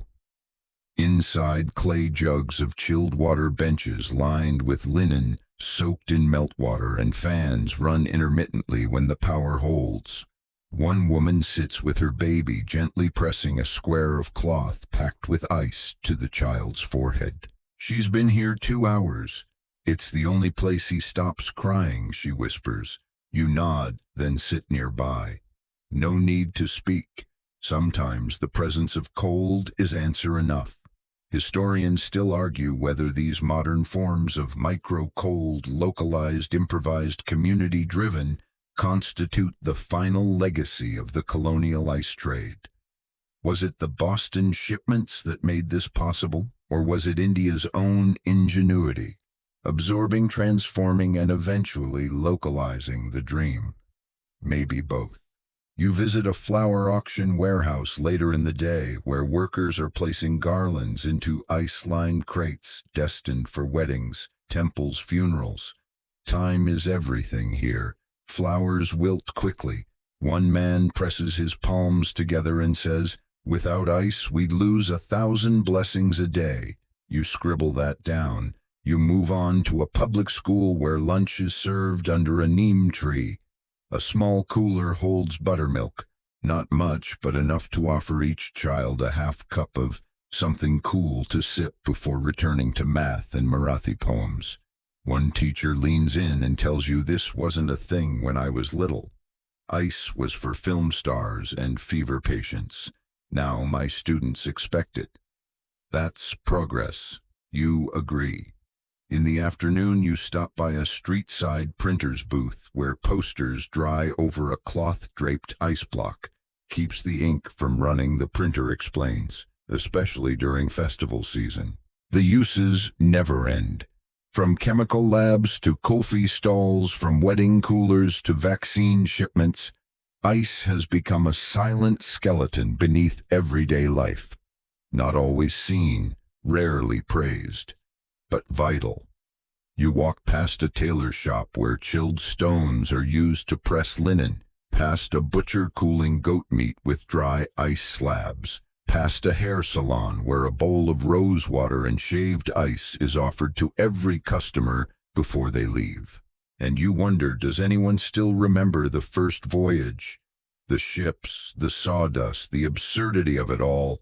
You doubt it, because now ice is no longer news, it's no longer foreign, it's no longer remarkable. But it matters.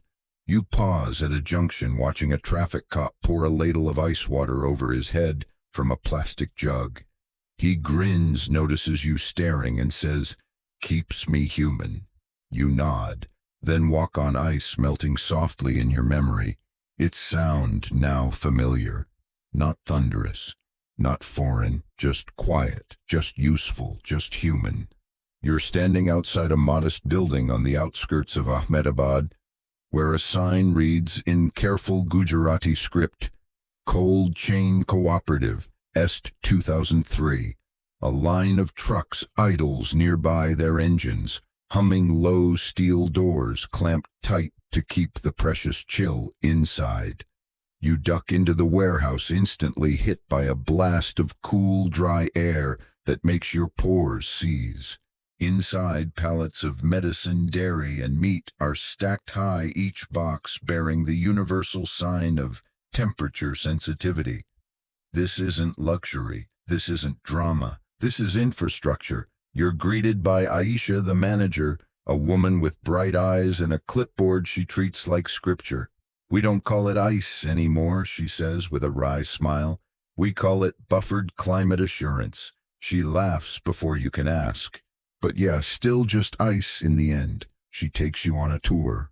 You see insulated packaging made from recycled cloth and paper, cold rooms where produce from 5 different districts waits for shipment, generators wired to alarm systems that beep if the interior rises by even 2 degrees.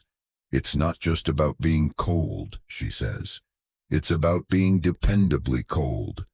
You look at a small cooler off to the side labeled Emergency Vaccine Reserves. Inside, little boxes no bigger than matchbooks, each nestled between gel ice packs, like eggs in a nest. If the grid goes down, she says, that box gets top priority. And that's when it strikes you, ice has become invisible armor. It shields not just people, but promises. Food, health, time, memory. Historians still argue whether the modern cold chain owes its roots to Frederick Tudor or to post-independence engineering. Some say the Boston shipments were the flint, but India struck its own spark. Others dismiss the connection entirely, calling Tudor's venture a colonial vanity project. But Aisha shrugs. All I know is people trust cold now. They expect it. That's what matters. You leave the warehouse and follow one of the trucks as it rattles down the highway. You stop in a town where it offloads crates of paneer, fresh peas, and frozen chapati dough to a small market. The vendor doesn't marvel. He checks the seal, signs the logbook, and waves the driver off. Another ordinary miracle executed with the grace of muscle memory. Later, you sit with a group of women in a tailoring co-op. They're sewing padded cloth wraps for ice bricks used in organ transport. We make 30 a week, one says. Each one might save someone's kidney. You ask if they know where the ice is going. They shake their heads. Not ours to know, one smiles. Just ours to wrap. You stop by a riverside cremation ground in the evening. A worker sits quietly beside a steel cooler, holding a body being preserved until the family arrives from out of state. It used to be rush, rush, rush, he murmurs. Now there is room to breathe, to say goodbye. The cooler hums behind him, and the Ganges flows dark and slow beside you. You walk through the city as the stars come out, watching ice show up in forms you never thought to name. A pressure cooker perched on a wet slab to cool. A sugarcane press with frost on its handles. A roadside vet keeping antibiotics stable with a foot-pumped cooler packed in straw. It's no longer about blocks and ships and sawdust. It's about continuity.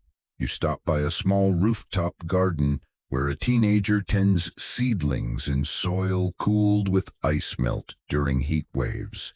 The roots like it better, he says, brushing dirt from his hands. And you realize cold in India has gone subterranean. It doesn't need attention. It doesn't need explaining. It just serves. You find yourself back at a chai stand where you once sipped scalding tea. This time, the vendor offers cold elaichi milk, instead poured over shaved ice from a crate tucked under the counter. You sip. It's sweet, and it hits the back of your throat like a breeze. You close your eyes and think of ice houses and ships and fretful Boston men trying to outwit the sun. And then you open them to a chai stall in Gujarat, and a truck that hums like a hymn of consistency. You nod, thank the vendor, and walk on. The ice melts behind you, but the cold remains.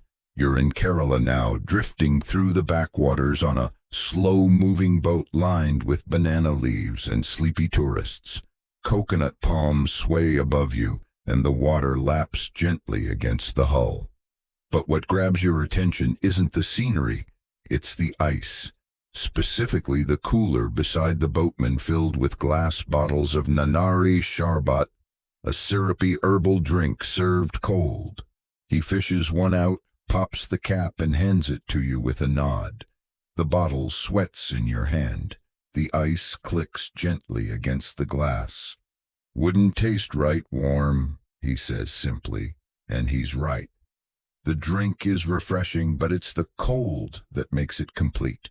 Not extravagant, not showy, just right. That's the heart of it, isn't it? The ice doesn't need to amaze anymore. It just needs to work. You dock later that day in Alappuzha, where the fish auction is already wrapping up. Styrofoam boxes packed with ice are being loaded onto rickshaws and mopeds. Some will head to hotels, others to kitchens, a few to roadside stalls frying fresh catch under plastic tarps. No one is amazed. No one applauds. They just assume the ice will be there. You talk to a fisherwoman named Latha, her hands cracked from salt and sun. She remembers when fish had to be sold within hours or salted and dried. Now I sell it fresh the next day, she says, pointing at the icebox beside her. Cold gave us time. That word again, time. Ice extends it, protects it, carves space into days that were once frantic and too hot to breathe. You wander through the town as the sun climbs higher. You pass a man transporting tulsi plants wrapped in wet cloth and padded with ice to keep them from wilting. You pass a roadside clinic advertising chilled IVs, not medically necessary, but a small mercy for heat stroke patients. In a school you visit, children are served curd rice from a cooler, not to make it fancy, just to keep it edible. One child looks up and says, "It feels like Amma's kitchen again." That's the thing. Ice isn't colonial anymore. It's maternal. Historians still argue whether this final stage, the fully local, emotionally integrated stage of ice, is a triumph or a quiet surrender to modern convenience. Some lament the loss of resilience. Our ancestors didn't need cold. Others praise the empathy it represents. Our children shouldn't have to suffer just because theirs did. Maybe both are true. You spend the evening in a co-op warehouse where milk is cooled before being sent to dozens of surrounding villages. A generator hums. A row of plastic tanks shimmers faintly. The room smells of earth and metal and something faintly sweet. The manager, a young woman named Priya, walks you through the process. "We get 12 hours of power most days," she says. That's not enough to promise anything. But ice fills the gaps. She says it like she's describing a friend. You ask her what she thinks about the old trade about ships' Boston sawdust. She laughs. That was a circus. This is a service. And she's right. You return to your room that night and open the little ice chest they've left beside your bed. It holds a jug of water, a few soft towels, and a sliver of lime, a quiet kindness, a nod to the heat, a promise that someone remembered. You lie down, press the cool towel to your face, and think maybe this was always the dream, not the drama, not the distance, just comfort delivered, cold that didn't need ceremony, ice that didn't need an audience. You remember how it began with Tudor chipping blocks from frozen ponds gambling on the tropics, betting that a man could sell snow to Calcutta. And here you are, centuries later, in a houseboat in Kerala, sipping cold water under the moon. The pond is gone. The ship is gone. The sawdust is gone. But the cold remains. You're walking through a dusty town on the outskirts of Jodhpur, Rajasthan, where the heat seems to settle over everything like a thick woolen shawl. Even in the early morning, the air shimmers above the pavement, and the tap water runs tepid. But as you turn the corner into a small public dispensary, you find it cold. A modest steel cabinet hums quietly in the shade.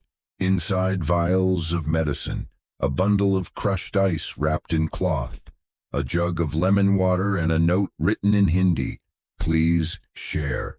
Be kind." It's taped to the ice. A nurse walks in, sees you reading it, and chuckles. "The power's unreliable," she says. "But people, sometimes, surprisingly dependable." That's what ice has become now, less a resource, more a relationship. A fragile one, sure, but built on trust, refilled by effort, shared without fanfare. You sit with the nurse and her assistant as they prep for the day's patients. The assistant sets out tongue depressors, weighing scales, and a plastic basin half filled with chilled water. "To soak feet," she says, matter of fact. "Heat stroke, very common." You watch as the first patients arrive: an old man with swollen ankles, a woman with a crying baby, two teens squinting in the sun. Each is handed water, each offered shade, each touched by cold in a small, merciful way. You remember a time in a different chapter when ice was a spectacle, something to toast with, something to brag about. Now it's an act of service. Historians still argue whether this soft utilitarianism dulls the legacy of Frederick Tudor. Did he envision this, the slow, quiet domestication of his once heroic venture into humble plastic coolers and village buckets? Maybe not. But maybe this is better. You wander next into a cooperative run by women who harvest herbs used in Ayurvedic medicine. They've recently pooled funds to buy a freezer used solely to keep herbs potent during the summer. They show you trays of crushed neem, tulsi, brahmi, all laid out on cold metal racks, protected from rot and ruin. The ice doesn't heal, one says, smiling, but it lets the healing reach people. You think about that all afternoon. You stop by a roadside bookseller later where a man is cooling ink cartridges for a broken photocopier with ice wrapped in banana leaves. "If it dries, I can't print exam forms," he explains. "So I keep it alive." That word again, alive. Ice, in its quiet persistence, keeps so many things alive now. Books, medicines, flowers, food, memories. You find yourself at a lakeside shrine in the evening, where a small bowl of rosewater sits atop a block of ice, gently perfuming the breeze. Worshippers dip their hands in it before entering, so the heat doesn't follow you inside, the priest says. He doesn't say imported, he doesn't say modern, he simply says welcoming. The sun sets, and you sit beneath a neem tree, watching school children gather around a mobile cooler, each given a cup of ice water as a reward for memorizing their math tables. One girl squeals with delight, holds the glass high, and shouts, "Look like snow," and it's true. In her hands the ice glows faintly in the orange light, like snow, like magic, like something rare. But you know now it isn't rare, it's everywhere, everywhere, and yet still deeply cherished. You remember a line someone told you back in Calcutta all those chapters ago? "We don't need the ice to surprise us, we just need it to show up." And here it is, still showing up, block by block, drop by drop, morning after morning. You close your eyes and picture the arc of this story, from frozen New England lakes to mango carts in the monsoon, from colonial parlors to maternity wards, from empire to everyman. The trade of ice once meant spectacle, now it means care, and somehow that feels more profound. You're in Kolkata again now, years after your first visit. The city has changed: new flyovers, shiny metro signs, chain stores where Dabas used to be, but the heat remains loyal.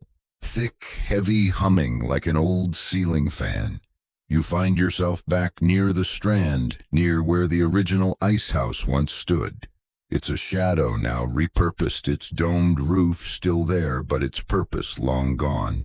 There's a cell phone store on the ground floor, an NGO office upstairs, and a snack vendor out front selling kulfis from a stainless steel cooler. No plaque, no monument, just a building that once held a miracle. And yet, you smile, because while the structure has faded, the miracle never really left. You sip a kulfi, slowly watching traffic crawl by. The vendor fans himself with a laminated menu and offers you a second one-half price. Still frozen, he boasts. Power cut last night, but I packed it deep. It's in these moments, small, quiet, sticky, that the full arc settles in. The trade of ice, born of extravagance and ambition, has melted into something gentler: habit, ritual, rhythm. Coldness no longer dazzles. It reassures. You wander down to the Hooghly River, past boys swimming in muddy shallows and uncles playing cards under trees. You pass a woman ladling ice water from a jug into a row of glasses beside a food cart. Each glass clinks with chipped ice sweat rolling down its sides. She hands them out without fuss. No one claps, but no one takes it for granted either. You stop at a public water kiosk funded by a housing society. A man tends it like a shrine, adjusting valves, checking temperature. A sign above the tap reads, "Cool water is everyone's right." There it is, not Boston, not Empire, just a truth. You keep walking. A delivery bike zips past ice cream packed in foam. A woman carries milk bottles nestled in ice in a sling. A child presses a melting cube to her neck and giggles. None of it remarkable, all of it precious. You find yourself thinking of Frederick Tudor again, not as a tycoon, not as a trailblazer, but as a link, a hinge between absurdity and necessity, between impossible ideas and mundane outcome. Historians still debate whether his legacy is tangible. But look around. India didn't just import his idea. It adapted it, softened it, rewrote it, made it stay. And in the end, the cold did exactly what it was meant to do. It soothed, it preserved, it served. As the light fades, you sit under a banyan tree and trace the entire arc in your mind. From frozen New England ponds to temple courtyards in Tamil Nadu, from British cocktail parties to roadside syrup stands, from sawdust and salt to electricity and engineered packs, ice no longer travels by sea. It travels by memory, by ritual, by trust. And now as the wind dies and the first stars prick the dusk, you lie back, arms behind your head, listening to the sound of a city still quietly cooled in corners. This is the end of the journey, but the cold lingers. Let yourself settle now, wherever you are. Let the rhythm of that long, winding journey soften in your chest. No more shimps, no more crates, no more sweating on a wharf, waiting for cold to appear like magic.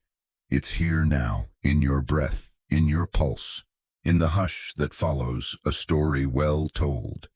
Imagine that first glint of ice breaking through the surface of a Massachusetts lake, the careful hands that packed it in sawdust, the long creak of the ship as it turned toward impossible heat, the gasp in Calcutta when it arrived. The awe, the absurdity, the beginning, let that slip away. Now picture a boy on a dusty street in modern India. His hands are sticky from mango syrup. He holds a small melting piece of ice wrapped in cloth, presses it to his cheek, smiles.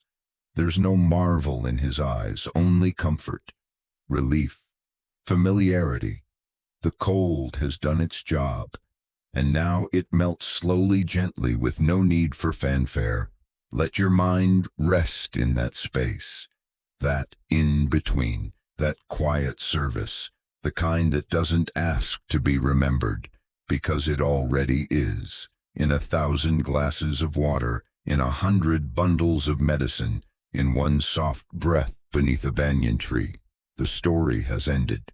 The cold remains. Sleep well. End of script. Sweet dreams.